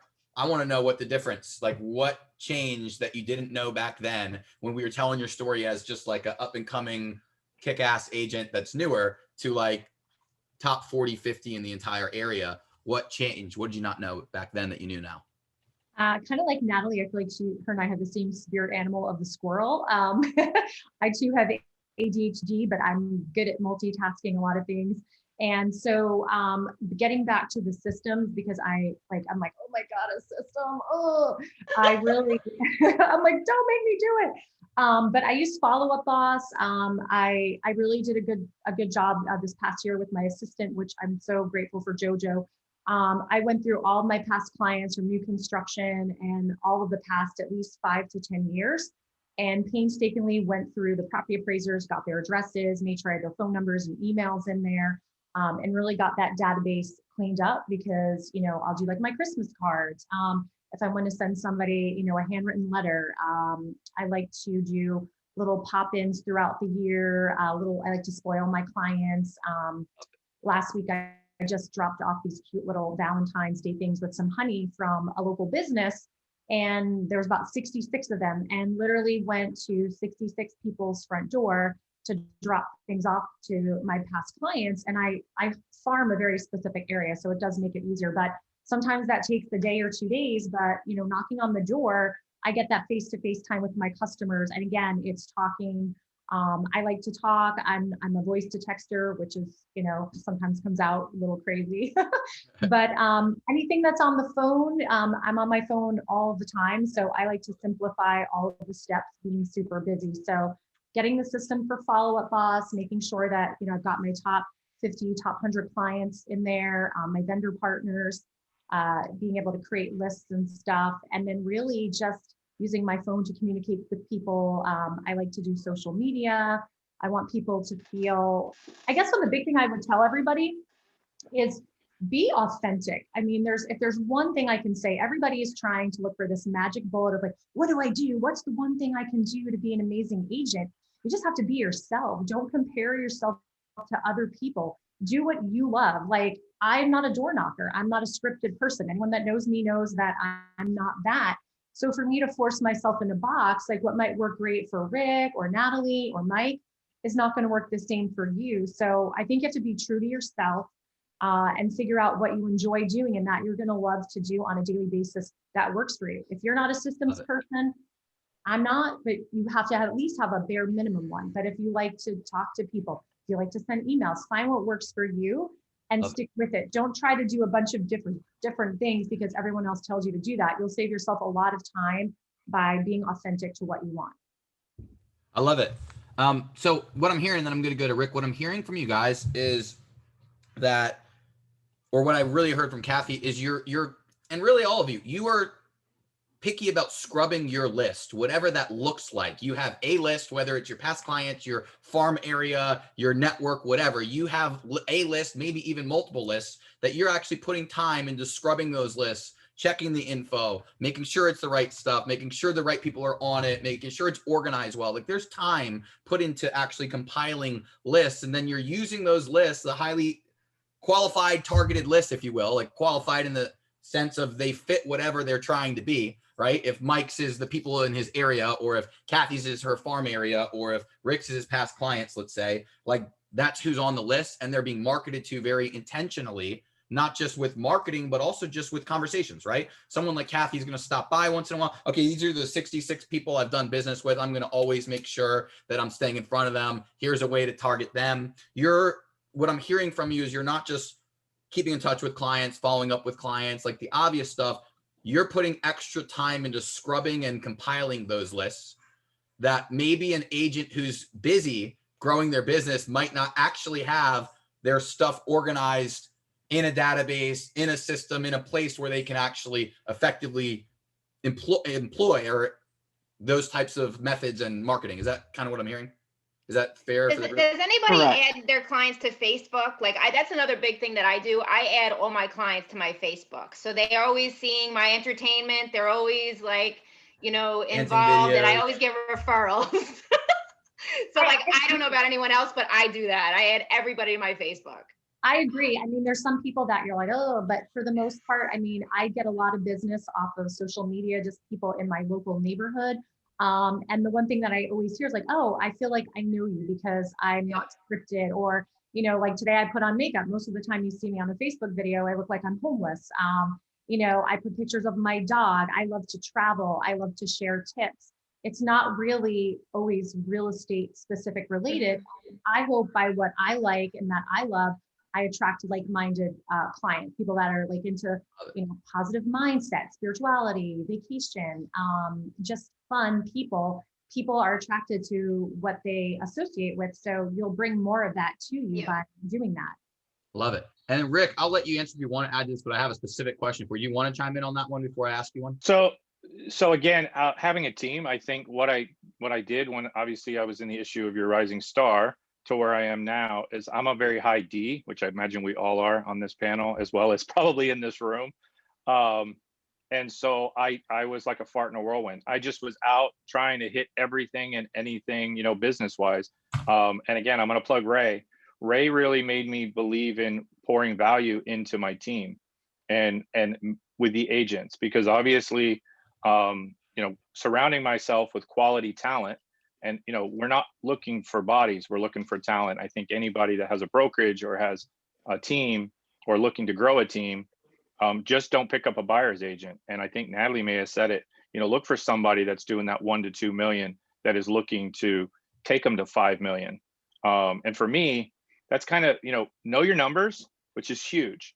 You know, if you want to do 10 million this year, or you want to do 20 million next year, put a roadmap together. And, you know, with Keller Williams, obviously it's about being consistent and know your numbers. And if you're not aware of where you want to go, where you're at today is going to be a struggle. So I always feel like with my team, we know our numbers. I could tell you today, tomorrow, what we did last month, what we're at on goal for this month. And I know my return on my investment too. So obviously as a team, pouring value is not just about door knocking, doing the mailers, but you know, what can I do to get the coaching? You know, I have a coach for the team, and obviously surround myself with the Jenny Weimerts of the world. So, you know, You're leading me right into the, oh, sorry, I didn't mean to cut you. No, you're good. No, you're good. You're I leading me feel right like into the question I want to ask you has, though. yeah, I feel like Natalie or Kathy said it. There is no really magic bullet. I wish there was, because I think we'd all be taking it, you know, but I think that at the end of the day, consistency is huge, right?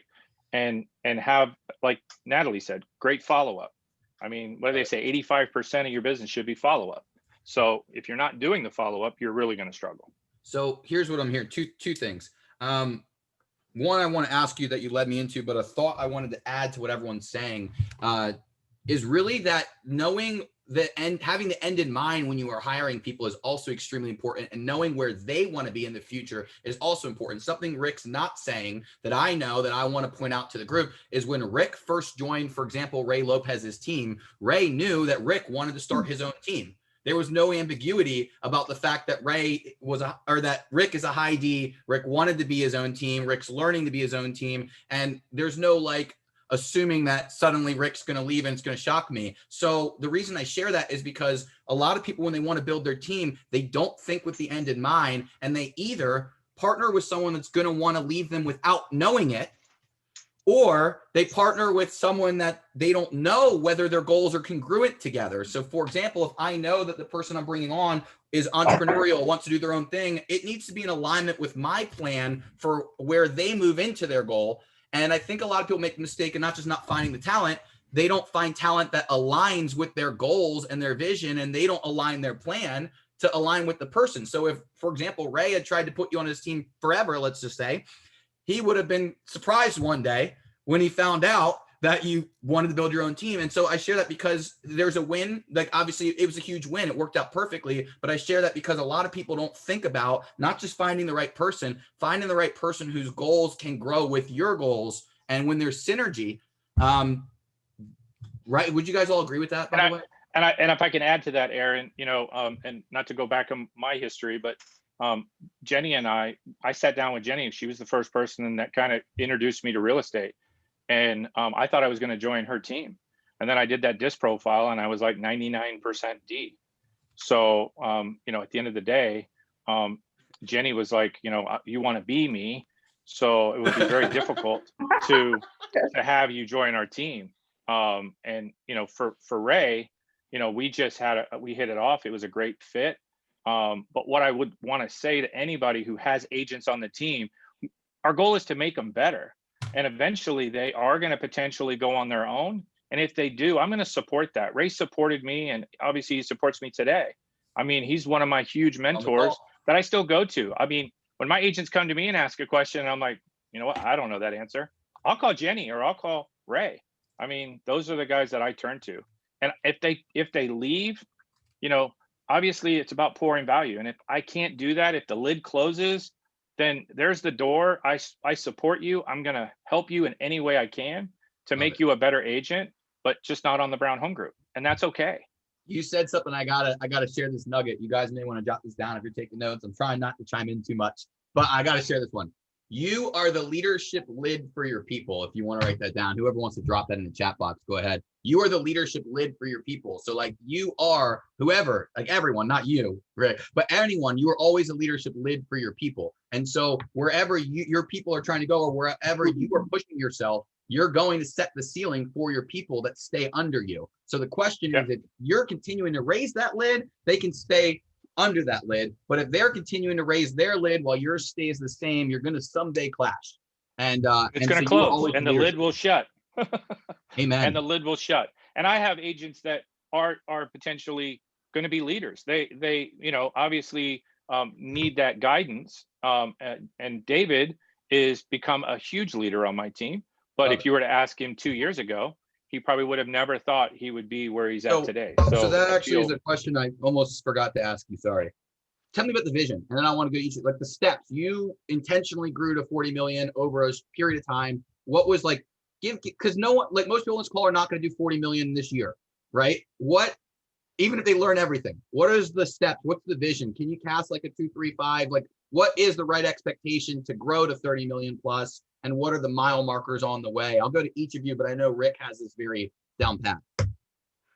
Yeah, I mean, obviously surround yourself with talent. That's the first and foremost, and make sure you can offer value. How many years? Like the metrics I'm trying to ask. So, what's the I've fair had my vision team to grow? If I wanted to be a 30 million producer, what would year 1, 2, 3 from now look like? Yeah, so for me, year 1, and Mike, I'm going to just go ahead and go against the grain here, is hire a good assistant. I mean, that's the first and foremost. And then from that, build off of it. A buyer's agent, you know, and again, guys, if you bring on a buyer's agent, again, it has to be value. There has to be, you know, there's got to be something back. I mean, even Natalie said, if you're giving up part of your commission, if there's a split that makes sense, right? But there has to be value there. And it's not just leads. It's value in the mentoring of helping these agents take their business from nothing to 2, 3 million, you know, where they wouldn't have it. And for me on my team, I always commit to them that if they want to do 24, I'm going to give them 12. So I commit that somewhere along the line, whether it be sign calls, any kind of mailers that we do, whatever that looks like, if you want to do 24, I'm going to bring you 12. So you just have to bring 12. So obviously with splits being like they are 50-50, it's a win-win. Now, if you want to take your business to 36, then so be it, right?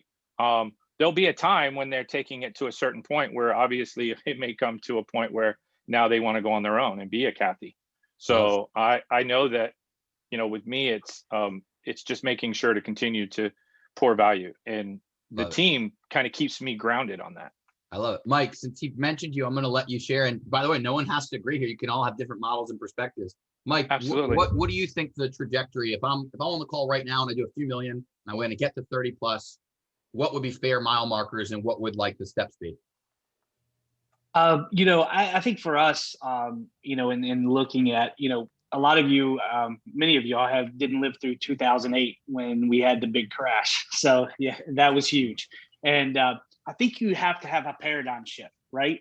So right now we're in a seller's market. So, you know, you could basically, as back in 04, 05, you could sell a house with your eyes closed. As the paradigm shift changes, and it will change as well as the market, you have to learn to adjust. So I think the key is that you set your milestones, and if you're at 2 million, you want to get to 5. You obviously should be able to do that in 2021, 2022. But you have to be consistent, and you have to stay true to what has got you to the 2 million mark, and try to always keep your eyes open, stay in tune with everything that's changing with technology. I mean, look at Zillow. Look what Zillow's done to the business in just the last 90 days, right? So it's staying in touch with what's going on in your real estate world, and knowing that. I think you just cut out for a second, Mike. I'll come back to you though. Natalie, can you hear me? Are you? Work of agents. Oh, yeah, I'm there. Okay, sorry. Yeah, but having the ability to have the network of agents, you know, is like Rick and Kathy and Natalie. I mean, you know, I started with a broker named John Radesky. He owned a company called Right Choice Realty. We got 100% of our commission, and we got zero support from him, but we paid $99 a month. And he told us and educated us quite a bit along the way, and encouraged us to start our own brokerage. So, you know, for each person, it's different, but for us, it's just been the, you know, understanding and seeing how the industry continues to evolve. Love it. Okay, Kathy, how about you? You know, I'm going to go back to like what Rick said as well about having an assistant, because I enjoy the personalization and the relationships with people.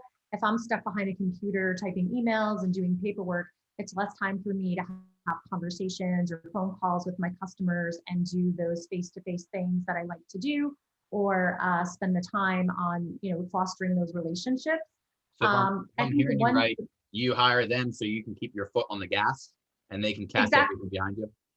Yep, exactly. And then the other thing too is like, again, like your past clients, whether you have 2, whether you have 5, when you're staying in contact with them and you've built that relationship and you've been genuine, you've done right by them, they're going to refer you new business. And then each year as your business grows, those people refer you business and then those people. So really the key is, I mean, it's super simple, is just foster those relationships, take care of your clients, stay top of mind.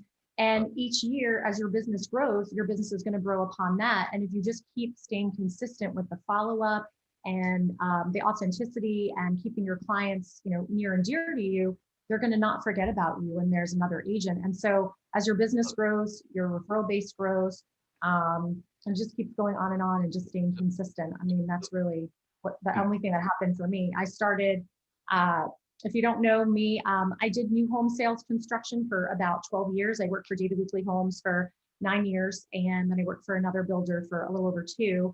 And I decided I wanted to go out on my own. And I was like, oh my gosh, I made great money, but it wasn't about the money. I wanted a little bit of more flexibility with not working retail hours at a specific place.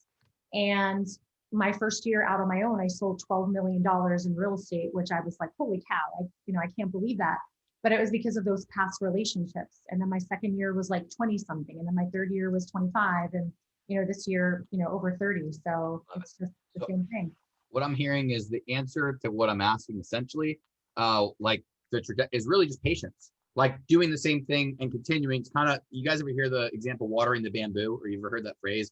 You water bamboo. If you don't know this, you water bamboo for about 6 years before you see it break through the surface. So literally bamboo needs 6 years of watering and you won't see any results whatsoever. It won't. And then all of a sudden it shoots up like 6 feet in like 10 weeks on years. So it's something insane like that. And now it grows like crazy. So if you could see the front of my house, my bamboo is like 70 feet high and I probably need to hire someone to get rid of that. So the reason I share that is because it's kind of like watering your bamboo. With regards to the business, what I'm hearing from all you, and I was not necessarily expecting from all you, is that all of you pretty much have kept your foot on the gas consistently, have done the things we know we're supposed to do, and just were patient enough to let those things compound year after year. We're strategic enough to bring on support to help make sure you could handle as it grew. But as a whole, what you're telling me is just doing the right things, having enough conversations, keeping in touch with your network, showing up, like being a good person, like all the things that everyone knows they could be and should be doing.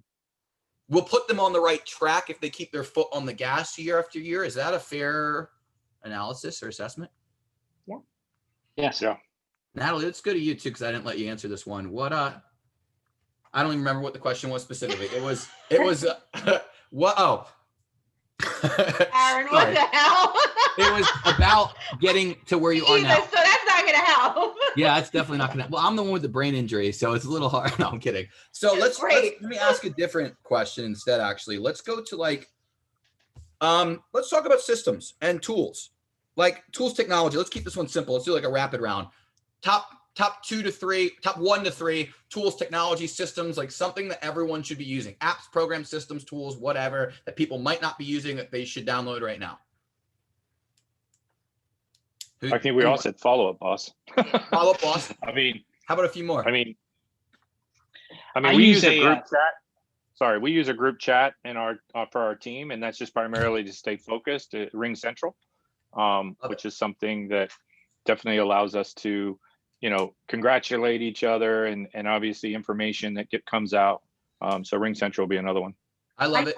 And I want to hear your answer, but I want to add on to Rick. I mentioned Ari Mizel before, and one of the things he helped me do was we separate all of the communicate. We made a list of every communication that happens regularly in our business, internally and externally. And then the goal was to actually separate them and figure out what needs to be synchronous and what needs to be asynchronous, meaning what conversations actually have to happen at the exact same time with the same person. And here's why, because a lot of you guys want to stay out and about on the go, but connecting with your team at the same time is really difficult. And so depending on the app or the program you're using to have important conversations, some of you guys are currently requiring synchronous communication for things that don't need to happen at the same time. So one of the things we do, for example, is we use Voxer a lot. You're using your chat. There's all sorts of tools you could use, but we record voice messages back and forth between and during and after appointments between the team at all times, so that nobody ever slows down to be available at the exact same time as the other person for things that really don't matter. They just need a response back.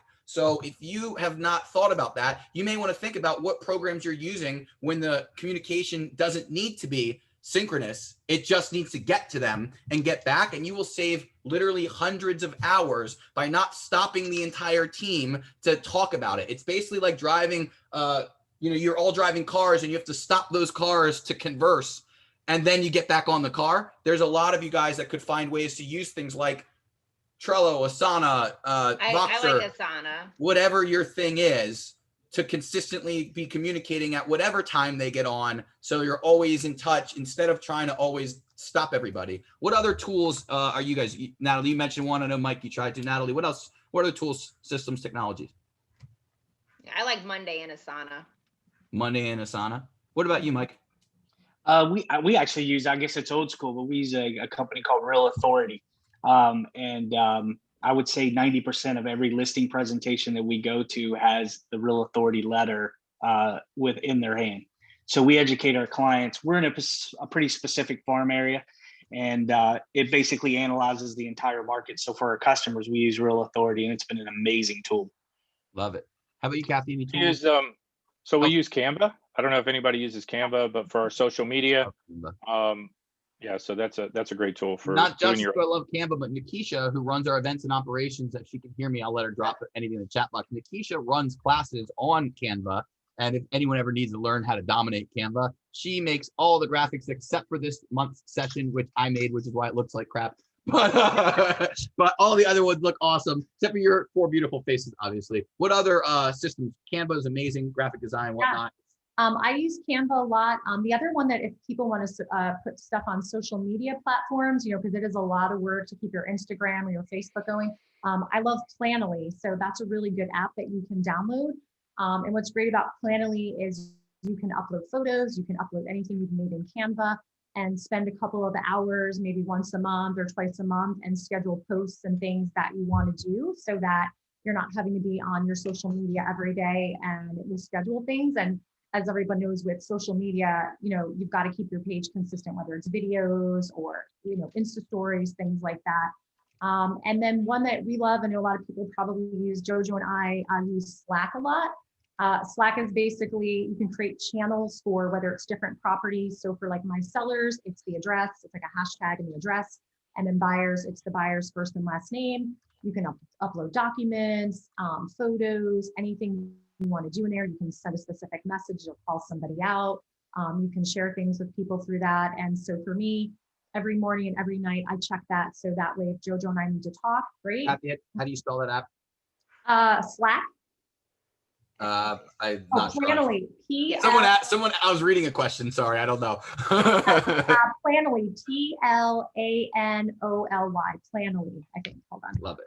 One of my favorites too is list reports. So I don't know if if you basically it's free for agents, but for lenders, we pay, but it gives you, you just put an address in and you have open house, nice printed open house things to fill out. You have things to post on social media. You have things to post, if you want anything on the internet to show, it's list reports is amazing too. That's another company. I love it. I would also plug Rate My Agent. If you guys aren't on it, it's a great tool because it actually takes all your reviews and it syncs them over all the different platforms. So obviously, if you don't have a Google page, it's important to have a Google page. But Rate My Agent will actually take your Zillow reviews, your Realtor.com reviews, your Google reviews. And obviously, we're talking about repeat business. And in this market, as crazy as it is, it's all about repeat referrals. And putting your reviews out there is huge. And Rate My Agent's a good tool. HomeSnap's another one. I don't know if you guys use HomeSnap. HomeSnap Pro. What I love about that is obviously we're having this Zillow showing time situation, but it does currently, allow you to use HomeSnap to look at the market, as well as if you're looking to schedule showings through HomeSnap. Love it. By the way, there are a lot of really top agents on this call. So if you are not on the panel, but you are listening and you sell 20 million plus in real estate, or hell, you're in the top 500 and you know it, you can answer our questions in the chat box. It would be very helpful, actually. If those of you, I know Mario Zindelli just dropped a few apps. I would love to hear from anyone on this call. So Jenny or Justin or whoever's on here, if you've got apps you recommend, drop them in the chat or if you've got responses that are different or even the same, we would love to have all of you chiming in. We just don't have time to show all of you. And I will even download this chat and email it out with the link at the end. So a couple. So Aaron, I'd like to ask if anybody in this group has a landing page like they like, you know, so far as setting up a listing landing page. So when people can go get evaluations. I mean, that is something that there's a lot with different services, and I'd be interested to see what, you know, the Jennies and the Mark Rawmakers of the world are doing. I'm gonna make a note and ask that at the end to whoever's around. I also I'll give you guys two thoughts. There's a program, and obviously you can learn things like ClickFunnels. You can learn things like there's complex things that are awesome out there. But if you want something super simple and you want to be able to make your own landing pages very easily, like while in the car or in the bathroom or like on the go in 2 seconds from your phone, you should subscribe to phonesites.com. I have no dog in the fight. Phonesites.com is built. It's just like ClickFunnels, just not as extensive. It's made so that you can build landing pages in a few seconds on your phone. It probably costs $100-something a month, and you can easily build your own landing page. They'll give you links. You can literally like design them, make them, and then run your own ads, run your own anything. They are phenomenal. Another one that's sort of similar, but it won't work for ads is Jotform. You could probably also use Google Forms. I prefer Jotform. We make a ton of Jotforms. In fact, I'm going to drop a Jotform right now. I'm going to have Nikisha drop in the chat box right now the survey for this month. And I have 1 or 2 more questions to ask the panelists that we'll come back to in just a second. And for as many of you as are willing to stick around, we'd love for you to stick. But if anyone has to go at 11, we won't hold it against you. Nikisha, if you can drop our survey in the chat box, I'll try to do it right now. What we're going to do really fast is we need your feedback so these things can keep getting better. If we screw stuff up all the time. This is a brand new thing to us. Technology's messed up. Probably 50 people couldn't get in this room. We just need you really quickly. If you guys could just take 1 second, it'll only take 1 minute. You can literally do it while you're here, and then we'll come back to the panel. Just click that link in the survey. It's in the chat box right now. Just a quick survey. What you thought about today's session, what other questions you want us to follow up with them, what you got out of today, what you changed, that type of thing. It's super simple. You guys can just take a minute, and when you're done, just kind of look up and nod, and I'll know that enough people are done. But literally, it'll take 2 minutes. Jot there, click on the Jotform, fill out the survey. I'll tell you about Jotforms after. Jotforms help you make simple forms so you can collect info really easily. So that's why we do the survey. I know the panelists, I sent each of you like a short Q&A. I'm going to download it and email that out with the link. But Jotforms makes it so easy for you to mass communicate and collect information. So if you, for example, had something you wanted to have all of your past clients fill out, you wanted to have all your past clients enter for, I could even make a Jotform with an automated virtual dice. Let's just, as an example, where it automatically rolls a dice and it gives you number 1 to 6. So we could say that like everyone that gets a 5 is winning this for free or is being entered into this or whatever if they enter their info. I know Tony Baroni, who spoke on our panel, I think last month, if not the month before, his team generates hundreds of leads in 48 hours with a program they just ran 2 days ago. They ran a giant marketing campaign that basically said, call into our office for a chance to win a $200 gift card to like a hot restaurant in town. And all you had to do is call their office. They have admins that pick up the phone. They take down all of your info and check your info, address, email, that type of thing. And then they give you extra drawings for liking them on Facebook, for sharing their stuff, and for giving them referrals right away on the spot. So they ask all 3 questions. They'll give you 7 entries if you give them 7 referrals, that type of thing. They generate hundreds, like 500 or 600 phone calls from their past clients and referrals in 2 days.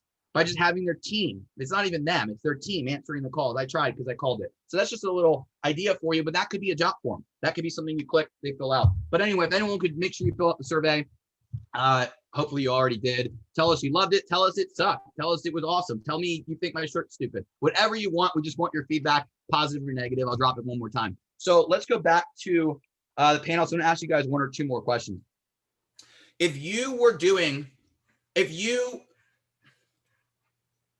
I'm gonna ask it better. If you consistently were selling $10 million a year, what would you do today?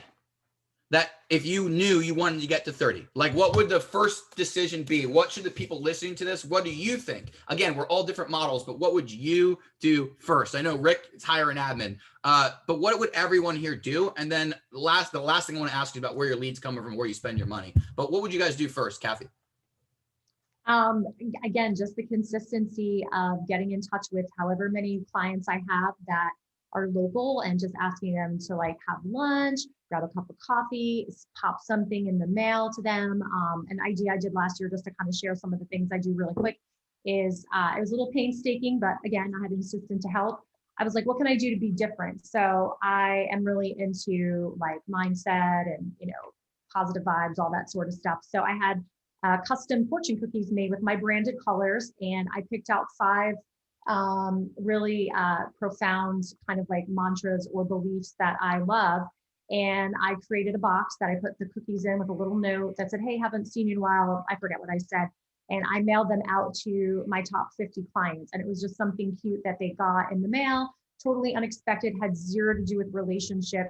So, I mean, again, that might be something where, hey, you know what? I did have someone at my work that just said, I'm looking for a great agent, and you just happen to pop in their mind that day. So just keep up with those clients. Just stay true to your past business, and that's really it. Sounds like that's my thing. I'm going to change the question, honestly, because I think you guys are going to mostly give me the same answers. So I'm going to ask you a different question, if that's cool with you guys. Sorry, I think I just hit the. Can you guys hear me? Yep. All right, my Yes. bad. I want to know basically how you spend your money. I want to know what your marketing budget actually looks like to be doing 30 million plus. That is the second most asked question, is actually like how much money is being spent either on past customer marketing. You can give me whatever numbers you want or don't want to give. How much are you spending? Like Rick, how much do you spend with Zillow? How much are you guys spending on assistants? Really, I don't even need to know the assistants as much as your marketing. How much is it costing you to generate the leads to sell the 30 million plus? If I'm a $10 million producer on this call, and I think the reason I'm not doing 30 is I'm averse to spending the money, I want you guys to tell me whether or not that's true. And basically, like, what do you spend? What do you spend in a year? I'll go to you, Natalie. What do you spend on marketing and lead gen? And then where? I spend probably about 5,000 a month. So at least 60 grand a year. Yeah. Mike, what do you spend on lead gen? Probably pretty close to what Natalie said with our direct mail campaigns and Real Authority and some of the other things. So right around probably between 4,000 and 6,000. Sweet. And Natalie, by the way, what's your 60 grand go to, or what's your 6 grand a month? I usually do like client appreciation parties. I do Zillow, of course, like everybody. You have realtor.com. And just kind of taking, like, I actually, my marketing's different though. Like, so I also include my Lamborghini. Sure. That's a cost. There it is. That's a cost you're willing to. I include my Isleworth and Kings Point golf memberships. So Exactly. It's like wherever you want to be and you want to market, you find that spot, and that's where I consider that part of my marketing. That is correct. What do you spend? Me? Yeah. I mean, you're in probably the smallest area, like. I honestly spend maybe $6,000 to $10,000 a year. And I know that sounds crazy, but I don't pay for leads, and I do my touch points throughout the year. It might cost me like $700 to $800, like 4 times a year. When I had customer appreciation parties before COVID, I would do those, but I would get sponsors. But I mean, really about at the most 5,000 to 10,000 a year. And I know that sounds really small, but my point is that to have a big business, you don't really need to spend a ton of money if you just foster the relationship. So, yeah. That is correct. No, that you would get a lot of Cutco closing gifts for 10 grand. I'm just throwing that out there. Mike, what were you going to add? And then I'll go to you, Rick. No, Kathy, I think you're exactly right. You don't have to spend a ton of money to nurture the relationships that you have and continue to grow your business. It's really more about the interaction and socially getting involved in different things, which really basically costs you nothing. And what I've found interviewing the top performers, I'll just share this and you guys can nod if this is true. And you can tell me if this is wrong, just nod no. Is that most of them that are spending a lot of money on lead generation, a lot of the top performers at least, they're not spending money to this because they need to get business. They're spending money to pour gasoline on the fire to get more business faster, to feed their entire database, their entire team, or to be able to have more people in the network. So if I'm selling, let's say 10 million a year, spending whatever I'm spending, I might be able to spend more money to sell 20 million, and the profit might be close. I'm guessing it's going to grow, but it might be a diminished return per dollar. But what will happen is I might double my database. I might double my database this year, next year, the following year, and in 5 years, I've got 20 more people, or 20 times or 10 times the number of people I would have had I not spent on marketing. And now I'm able to do 50, 60, 70 million instead of staying at 10 to 15 to 17 to 18. Do you guys agree with that part of your spend is just pouring gas on the fire? Yeah, and if you have a team, I think if you're like like when I was just selling real estate by myself, I paid for nothing. And then to be honest, when I even got the car, it was just kind of to stand out. I was kind of like in this like marketing mindset, like how do you stand out? And then after that, I started growing a team, and I realized you have to teach them. You can give them stuff, but you also needed to, and then also a write-off. Let's face it, like if we make good money, we pay a lot to the IRS at the end of the year. So I'm okay with like paying some money for a write-off so I don't have to pay it in taxes. Got it. Rick, how about you? What do you spend? I know you're a Zillow guy, and I want to make sure you get to say what you want to say about them. Well, so for my team, whoever joins my team, they don't go on lead rotation right away. I do pay for internet leads, but they earn lead rotation. As we say, we want to teach them to fish. We don't want to hand them the fish. So we teach them how to do open houses, which is obviously something that's big for us. Obviously, with the inventory being as low it is, it's very hard to do open houses. My monthly spend's probably around 15,000 a month for all kinds of different. Now, Facebook ads is something that we've started doing a lot more, which if those become more successful, I may be, reducing my spend on other internet leads. But I do spend quite a bit. That, by the way. Yeah, so I feel like, and I had a great conversation with Jenny a couple weeks ago when that Zillow thing came out, and really, it's what's your return on your investment, and that's really what Jenny helped me understand is, if I'm still making money with Zillow, and I get it, Zillow is the big animal here, and they are the #1 search engine. So when you go into a listing appointment, you better know those Zillow numbers, because I guarantee you the seller's going to know them. Not that they're right, but you still got to have an idea, right? And so for me, we teach a huge conversion on internet leads. So if I'm sharing a zip code with any one of you guys on this call, we tell our agents 27 seconds speed to lead. And we're in a rotation. And if we're not getting it within 27 seconds, you're going to probably take it from us. First to the lead usually wins. So we convert about 12%. I got one more question for you guys, but I have one before that you just have to nod. On the panel, which of you guys do use Zillow? Just nod your head if it's a yes or a no. Okay, I got that question like 6 times, so I just figured I'd make that easy. Mike does not. Kathy, you do or don't? No, I don't use no Zillow. So Natalie and Rick use Zillow. The other 2 do not use Zillow. Here's the last question, and I got this a lot, and I hopefully will word this right. How do you handle scaling? So just to be clear, not how do you handle this, because everyone knows how to handle. How do you handle adding to the amount of stress, BS, expectations, difficult clients, difficult situations? Like, how do you handle scaling that to go to the next level? Meaning, if real estate is already stressful, it's already stressing people out, and they would love to sell 30 million, but they're freaking out at 8 to 10. What's the difference in helping you handle the BS, let's call it, and the stressors of real estate while continuing to scale and add more clients and more people and more volume? I can answer that very easily. I live in my farm. So where I live in my community, I probably sold 500 something homes in the neighborhood. So when I walk out my front door, I know, I'm like, I sold that house. I sold that house. I know this person. I know that person. So really what, one of my goals when I started real estate is we love to travel, and anyone that follows me on Facebook or knows me, I go away at least once a quarter, and I go out and hike, I get away from technology, I reconnect with my family. And really that is the most important thing. You have to find out what re-energizes you or recharges you. And so if it's going away for a quick getaway out of town, or you do working out or exercising. And the other thing I've really, which is hard for an ADHD person like me to do, is I've really gotten into meditation.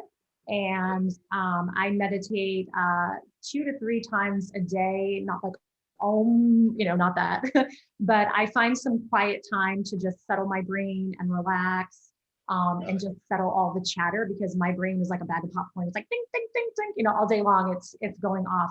So just meditation and getting away and looking forward to a trip somewhere and reconnecting.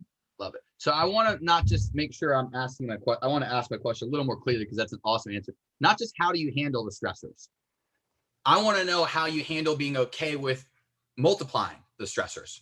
Meaning, if I'm handling the stressors however I am, but if I'm going to triple my volume, it's going to add triple the stress. If I'm believing that doubling, tripling my volume is going to add double or triple the stress, what are you doing to mitigate that? And how would I, if I'm on this call, reconcile the anxiety or nervousness that if I grow my business, I'm going to freak out even more?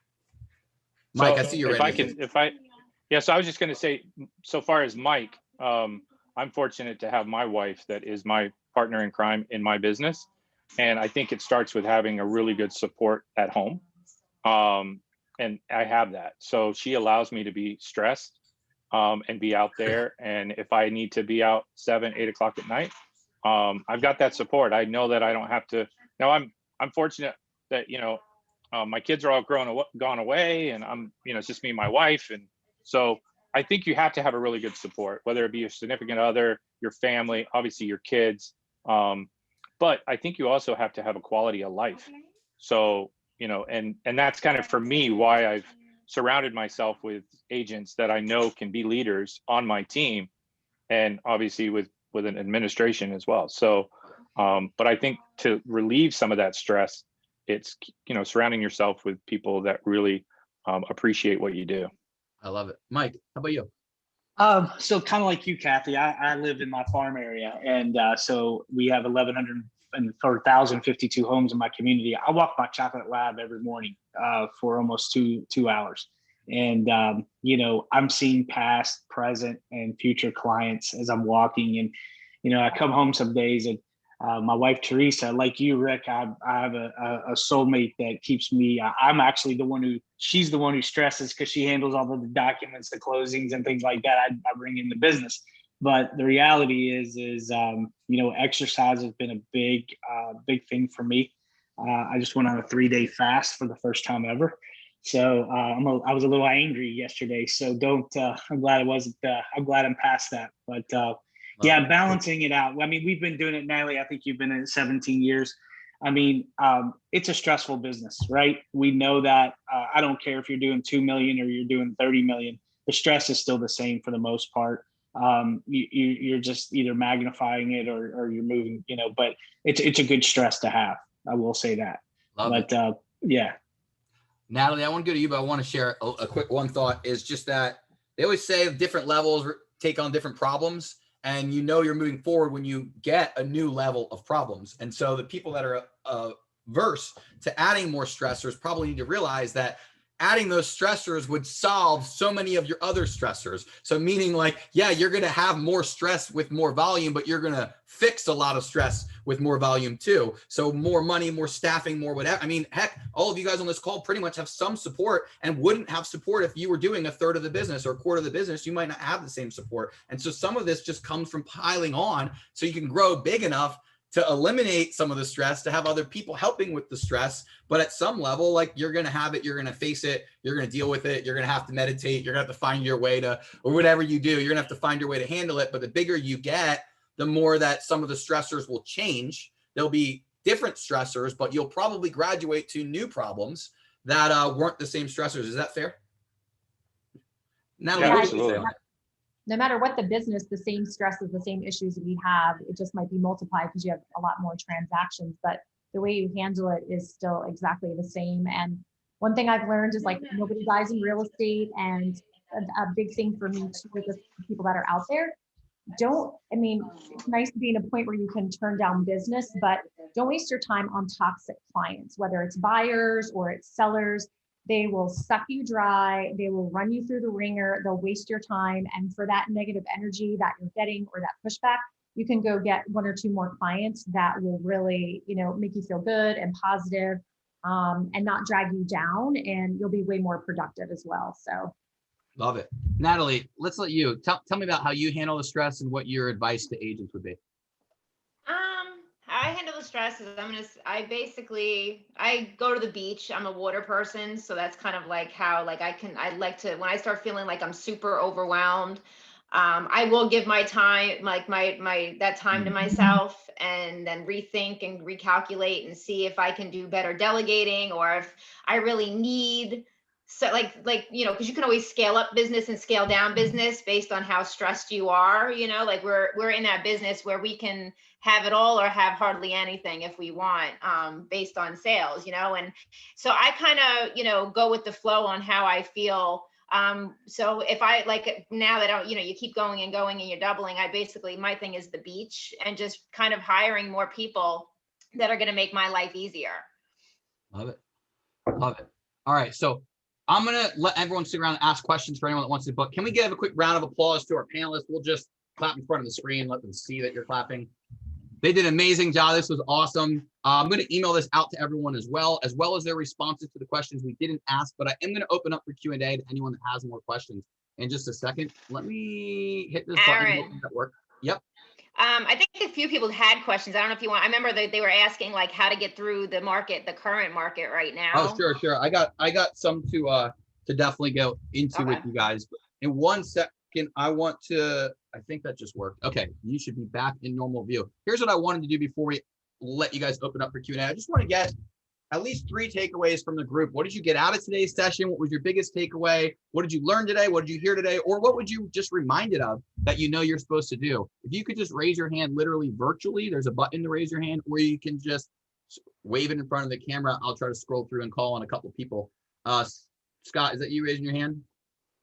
Yeah, go ahead, man. What'd you get out of today? All right, I thought that the bamboo reference was really awesome, and just like consistency and doing the same things, being the same person every day, no matter if you're doing 1 million or 30 million or 100 million, it's the same things that got you from house 1 to house 100. So just stick with it. But the pile of BS and everything else might get bigger. So as you do that, you're going to need to kind of farm out more to assistants and whatever. But really, really good, really useful. I love it. Jenny says relationships. Amen to that. Juliana, what'd you get out of today? What was your biggest takeaway, or what were you reminded of? Complete transparency. It was the kick in the ass that I needed to kind of get back into the game where I was, because I had a extra pause last year besides COVID. So thank you all, and including my former co-star Kathy, for reminding me of why I actually love this business from that side. So all of them were great takeaways, and thanks for sharing with all of us. But for those of us that maybe had been there before and needed to get back to it because we got burnt out, and needed to be reminded that we know what to do. We just need to get back to doing it again. So thanks, guys. Thanks, Sophia. Okay. Oh, sorry, I caught you just as you're doing it. I'll go back to you. Don't worry. I just thought. Jonathan Fitzgerald, man, you're a high performer. You're a broker. You do a lot of aura. You're involved with all sorts of commercial things. You should probably be the mayor someday. I didn't say that, but tell me about what you got out today. What was your big takeaway? I've got to echo the comments that were just made. It's just great to hear from these top producers and hear that real estate's it's a relationship business. It's a follow-up business, and it's a lot of times not going to happen overnight, especially for new agents that come in that, maybe want to make 10, 20 million the first year. It takes some time, takes some hard work, but it can be done. And it's good to see multiple people that are in that arena and on this call today that are, they're out there just setting records and have a heart for it. It's great. Love it. Georgia, you're always smiling and excited, but you guys sell so much real estate that I'm always so intrigued that you're so attentive and learning and positive. What did you get out of today? What was your big takeaway? A lot of things actually, but I liked your analogy. Let me see. Okay. Your analogy about the raising the lid, and that I need to keep raising my standards and my goals in order for us not to kind of cap out with the agents that are working with me now. So, and also kind of a feeling of, I agree with you that instead of trying to kind of keep something somewhat stable, that really by expanding and going the next level, I find a lot of reward now in grooming agents too. And you do end up with more systems that you can utilize if you are making that many more transactions. So it doesn't necessarily mean it's going to be that much more stressful. Love it. Toby, you're a coach, and so you listen with a totally different set of ears than anyone on this call probably. What was your biggest takeaway today? Yeah, that's a great question. So I would say that I think we all are, as top salespeople, people are drawn to the next new shiny thing. You know, ADHD has been mentioned a few times. I think that there's a lot of value in the connections, the relationships that we already have. I have a theory that if every single person on this call never did any new outbound prospecting, never went to another event, never did anything, new mailers, anything like that. If you just worked the people that were in your phone right now, meaning deepening those relationships, you'd all have as much business and could take your business to whatever level you want. You know, we're all just kind of looking outward versus going, deeper. Love it. And by the way, if you get Real Producers Magazine, which I know is only some of you, in next month's edition, Toby has an article about 10 excuses to reach out to the people in the sphere that you may want to check out. She wasn't meaning to plug that, but I figured I might as well since she literally wrote it. Thank you, sir. Go to one or two more of you, and then I want to open up for any questions to the panel. Jenny, can I ask you what you got out of this? Because you could all easily taught the panel. I know Rick brought you up like 18 times. What did you get? What was your big takeaway? Or what were you reminded of? Or what do you think people should have noted during the panel? Again, it's, we have to remember to keep in touch with our relationships, and what Toby was just saying, it's easy to get caught up on generating leads. We run a large model of a lead machine, right? But what we can't forget is following up on those past clients, because that's where the money is. That's where that foundation of the business is. And all of your panelists are doing that at a high level. I want to be Kathy and Mike when I grow up someday and have their price points and, be able to get back to the fortune cookies instead of having to worry about, scripts and lead conversion. But that's the North Star for the business, to have people calling you and you not having to call people. And that's because you've taken such good care of them that they remember you for, that you're their realtor of choice forever. So relationships, follow up. Love it. I'm gonna ask two more people and then I'm just gonna open it up for questions. Bill Segrist, can you hear me? Yeah, you're there. What did you get out of today? You're a lender, you're a veteran in real estate. What did you hear, or what were you reminded of that you learned that you could or should be doing? I mean, listen, Aaron, thanks for having us today. The systems and using technology and leveraging technology. I'm in the middle of trying to implement some of those things, hire on some part-time folks. So just a reminder that systems, the relationship side of the business, been doing it 21 years. Toby and I have known each other, been in the business forever. Again, systems, relationships, marrying the two together, and then just masterminding. And I'll tell you what, to plug a little bit of Sean Franks in here, this is Mainframe, and he shared this before in a prior meeting, but how to run your business as a CEO mentality with the different compartments. It's a great tool. By the way, if you missed that masterclass, they're all on YouTube, or you can reach out to me and I'll get you a link if somehow they're not there and I screwed up. Thank you, Bill. Crystal, you just sent me a message about how you got a ton out of this. Do you want to share with the group what you got out of it, what your big takeaway was? Yes, I, like Kathy, and many of you have a lot of referrals. Obviously, I do a lot here at Avalon Park. So I do have that ADD mentality of all over the place, like many of you on the panel. And today it really, I've always been saying I need to get the systems and the follow-up. And I always have people ask, why don't you do a team, or try to push me to do a team? And like Rick said, he hit it. And Kathy, when people call on you as a referral agent, I can't have that, oh, here's Joe Blow to, take you on. I'm still stuck on that fact of, I want to take it. I still have I have control issues. I have a TC, but I have to be CC'd on everything. I have to have my hands in it. it's all relationships. I had another coworker that just asked me the other day, he's like, what have you done? Well, I really haven't done much. I mean, I do advertise, when I do the sales and stuff, but it's just those relationships that I have. I am that bulldog. I fight hard for my clients, as many of you on here know if you've had the other side. I don't back down. I fight. And so a lot of people see that, and that's why I have the name of the bulldog, which is fine. But it's just getting that I've got to start doing the follow-ups, the pop buys, like Kathy, like I need to get in lunch with you, and Beth, and like there's different things that I need to start going outside the box. And this made me start thinking, okay, I need to start doing a little bit more. And I loved it. I mean, I love servicing my community.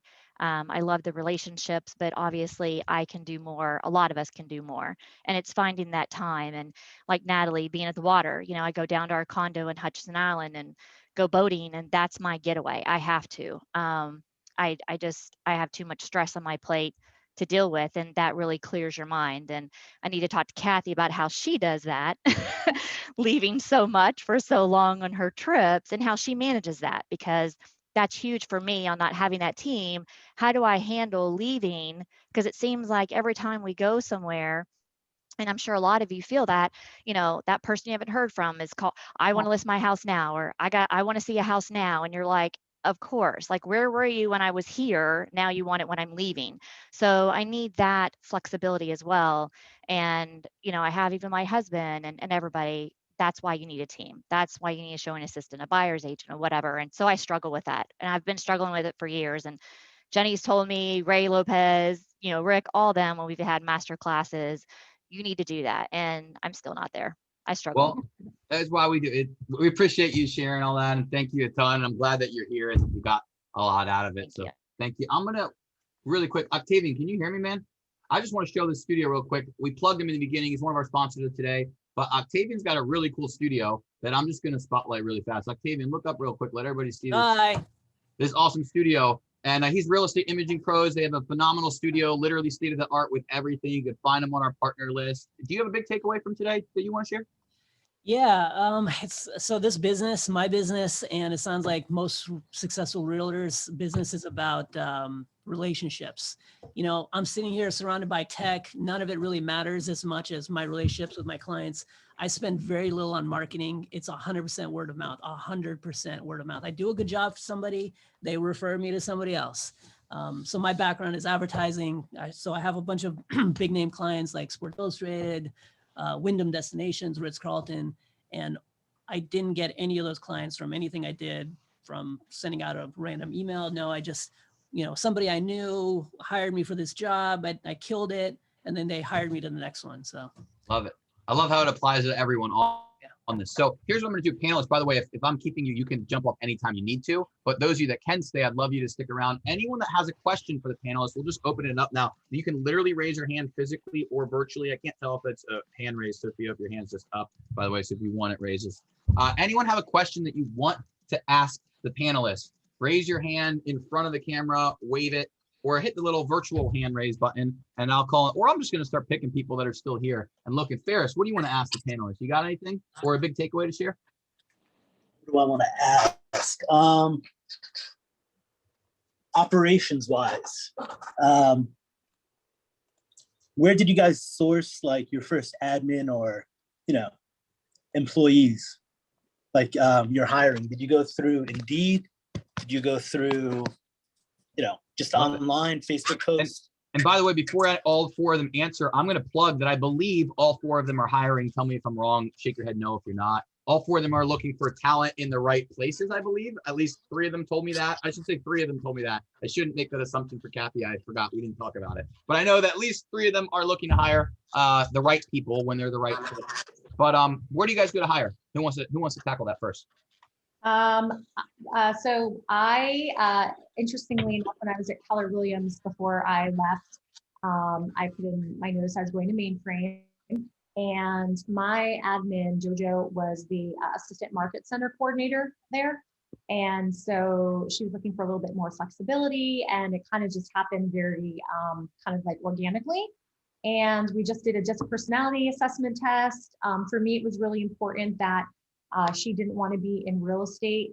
That's one of the things when you're hiring an admin, because at least for my opinion, when you hire an admin, you need to have somebody that really just wants to like learn about the business, willing to help. But if they want to be in real estate, you run the risk of having to train all over again, start with all of the systems and everything.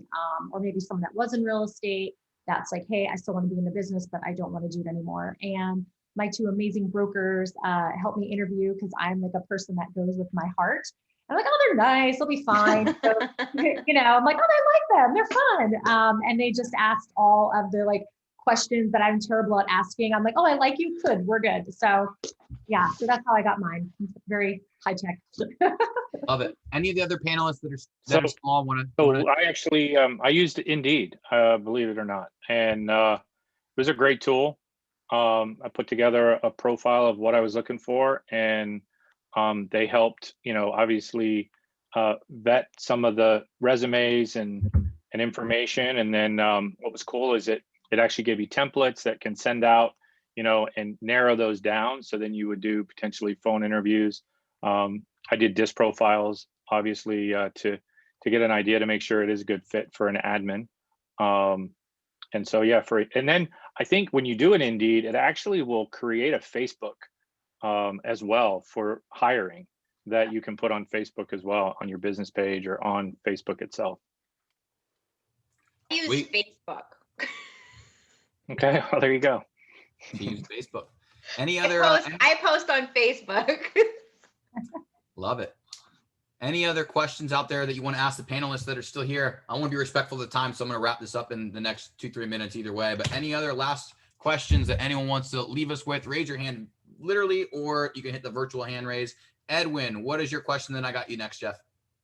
Well, here's what I've heard in the past. Would you rather make 100% commission or make 70% commission for 30% of the work? How many of you guys hold that to be true? So I can tell you, I had a very small team when I first started out, and it really wasn't because I ever had the want of having a team. I was just so busy, and I have a problem saying no to people. I like to help everybody. I mean, my text message thread a day is probably 80 different separate threads, not including Facebook Messenger, not including Instagram. And I get asked not just real estate stuff, I get travel, decorating, referrals, and all of that. But what I found by hiring an admin is I didn't have to necessarily refer the business. I could still keep the relationships that I like to foster, and I can still keep up with all of the work. So for me, it's not really about the money. Money just comes, and I'm very blessed. I don't think about that. So when I chose a broker or even hiring somebody, it really wasn't about the money. I wanted somebody that aligned with my values and how I feel. So I don't know if that really answers your question. So no, it does. Edwin, it does because you increase your business. Sure. Rick. So for me, Edwin, obviously, I don't have a problem giving up half of my commission or more because I don't take on buyers for the most part. So the leads, obviously, that I spend, I give those to my buyer agents, right? And again, it goes back to continue to pour value and keep value there, right? And yes, it is it's what agents want when they join teams. They want leads, right? I mean, most agents, when they join a team, they want leads. But if they want just leads, then my team's not for you. You have to know that there's other things than just the leads. It's teaching you, as I say, to fish and not just handing it to you. So it has to be earned. Yes. All my agents, are trained to hopefully the highest level that I've been fortunate to be in front of. But I think that I'm willing to take a lesser percentage. I have a sliding scale on my team that if you start doing more business, you make more money. I want you to make more money than I make, right? Because obviously if I'm spreading out the number of agents, then ultimately our team grows and eventually, we win as a team. So, but I'm willing to give up the percentage. Natalie? So as a broker, so I can answer certain questions on this. Like I would have, because I'm a small boutique brokerage, I would have agents all the time who are like, oh, I just want 100%, 100%, 100%. I actually had to learn my value on how much knowledge I gave to my agents, because they would be like, well, okay, Keller Williams, I went 100%. And then I had to really learn my value. Once I learned my value, then the other agents would respect and understand my value, because I used to be like, when I first opened, I was like, ooh, agents and people who maybe even close 2-3 houses a year. And I just was trying to grow my brokerage, and I was the main producer because I'm the broker and I'm the one doing the sales.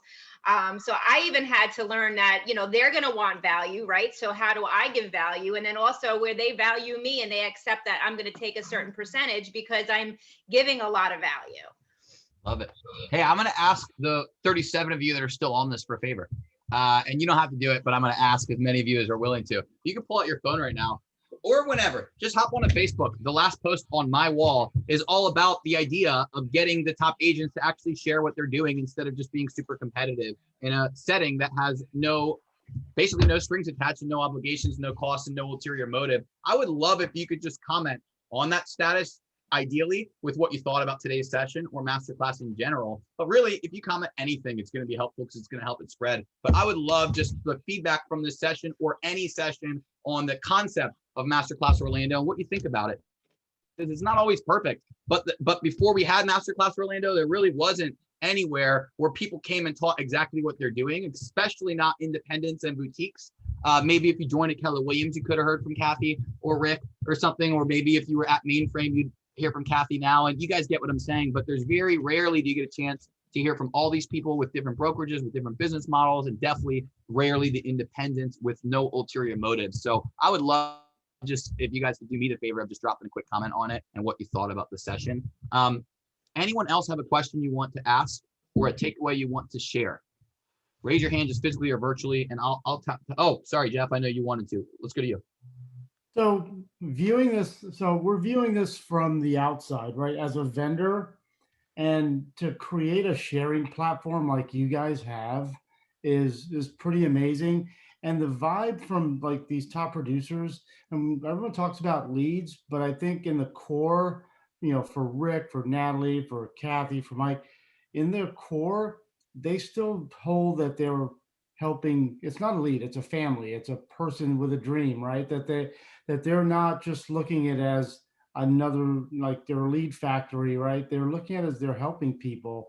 And it seems like in different comments that they made throughout, it's in their core. So yeah, you focus on leads and but in their core, they all seem to have that same kind of concept internally that they're helping a family, and that's going to get them success and going to get them referrals and stuff. So just an observation as a vendor. I love it. And I think it's definitely true. And then one more time, I know there's some people that just didn't get to share today, like Marcus from FPL has been on this, listening, super attentive. I haven't been able to let him talk too much. So here's what I'm going to say.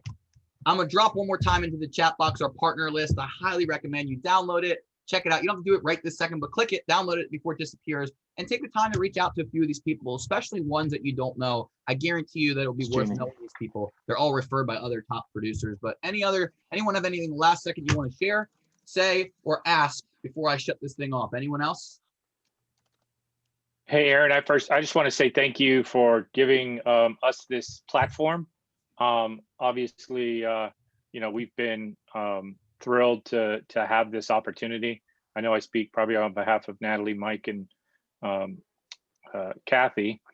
But, like I said, I'm humbled. I mean, there's a lot of people on here could absolutely have made your panel 10 times over. So I'm just appreciative to have this opportunity to be in front of such amazing agents. Yeah. I have to, oops, sorry. Go ahead. Oh, am I muted? No, I was going to say, just not figuring out who you are. Oh, okay. I want to say the same sentiment as Rick. I mean, I really, I'm just a measly person that, has stress and anxiety from a crazy job. And I just go to fight every day for my clients. I don't really do anything special. So I'm just honored to be here with so many other agents. And again, like just really being your authentic self. People are going to like you if they like you, and people are drawn to people. And if you're just true to yourself and take care of your clients and always do right by them, your business will continue to multiply, tenfold. And that's really all you have to do. So again, I'm just honored to, be here. And if anybody on here that's left, feel free to send me a private message on Facebook or friend request me. I'm happy to answer any questions or help you. I don't really necessarily like having a team because I like to stay busy, but I definitely take a lot of calls from people and messages throughout the week, and I'm happy to help. So Love it. that's it. And I promise that you do not need to have as infectious energy as Kathy to be successful in real estate, but it definitely helps her a lot. Natalie, you were trying to say something, I think, a second ago, and you wrote something in the chat that I thought was also. Oh, I was just joking because I know so many people are like, oh, I pay for leads. So like when you think of leads, I think of them like friends forever. So Zillow is like paying for new friends that can last a lifetime. That's like basically my thing. Bravo. Love it. Love it. Any other last takeaways or last minute questions before we close this thing off? All right. Well, the 30 of you that are still here, let's do a round of applause for the panelists. A little clap in front of her. By the way, next session is March 18th. We will be here on Zoom, and hopefully it might be the last time we're on Zoom. We'll see. But we will be on Zoom. It will be very effective. If you have any questions you wish you asked them, get them to me, and I will try to get their responses out to you. I will be emailing the replay of all this by next week, hopefully sooner, but you'll get this whole thing recapped. You can look back at it. You can look at their Q&As. You can look at everything else. Marcus, you raise your hand. My bad. You have something you want to share, man? Yeah, just really quickly, I just want to thank you, Aaron. I think this is my second masterclass, and it's just really been amazing to see just the different panelists from Wayne last time to all the different high producers here in the city that just are willing to be a wealth of information for people that want to be in a similar space as them. I think it was some great opportunities for me to, really be a fly on the wall on how their businesses are operating. I think one thing that Kathy just said recently was, just being your authentic self, myself being new into the market, trying to figure out realtors and make those relationships and how to best accommodate them without, being a burden on them. Just really being my authentic self and really being and following up as well. So those are two things that I really took away that are going to be able to help me going forward. And I hope it helps all the other realtors that were on as well today. Love it. Thanks, Marcus. By the way, Sophia, I can't tell if you were trying to raise your hand earlier and I skipped you, or if you just have a broken hand. So were you trying to share something? Hold on, I can't talk. Oh, I was playing with the little ADD, the reactions button. I was like, oh, a smiley face. It's funny. I almost thought about getting you guys some of these. We might have to do one of these one time where I mail you guys a pack of the, you can't even tell them because of my background, but they're all the emojis on sticks. So you guys can all wave them around. Any big takeaways you want to share though? Knowing your numbers, like, it piggybacks, like you have to know your numbers and also be a personable person at the same time. So it's always good. Like if you do meet someone in the grocery store or whatnot, this is what the market's doing. And especially now, people are so intrigued. How can we have a hot market and be in a pandemic at the same time? So that was my big takeaway. And then like Kathy and Crystal and I were having a little sidebar conversation. I control my business so much, but we do need to open our eyes to having an admin. We have to, like I take my laptop everywhere. So that needs to change. And that's, I think, the only thing stopping our ceiling from going to the next level, me controlling everything. And I know this is different for real estate, so I don't want to speak too ambiguously, but a lot of you guys that aren't ready to hire an assistant or are scared to hire an assistant could bring on a VA. They might not be able to handle all the things because, like, obviously real estate, there's things that you can't send to a VA. But I can tell you, having a VA that's on call between 9 and 6, Monday through Friday, that knows how to juggle everything that you throw at them that you could be doing that's tedious, that's scrubbing lists, that's compiling lists, that's following up to things that are routine and consistent, that's sending like links or emails that you always send, that's sending the same, that could be delegated to someone. And you might not know what to do with all their hours. I want to make this clear. If I hire a VA 9 to 6, that's 40 hours a week with an hour off.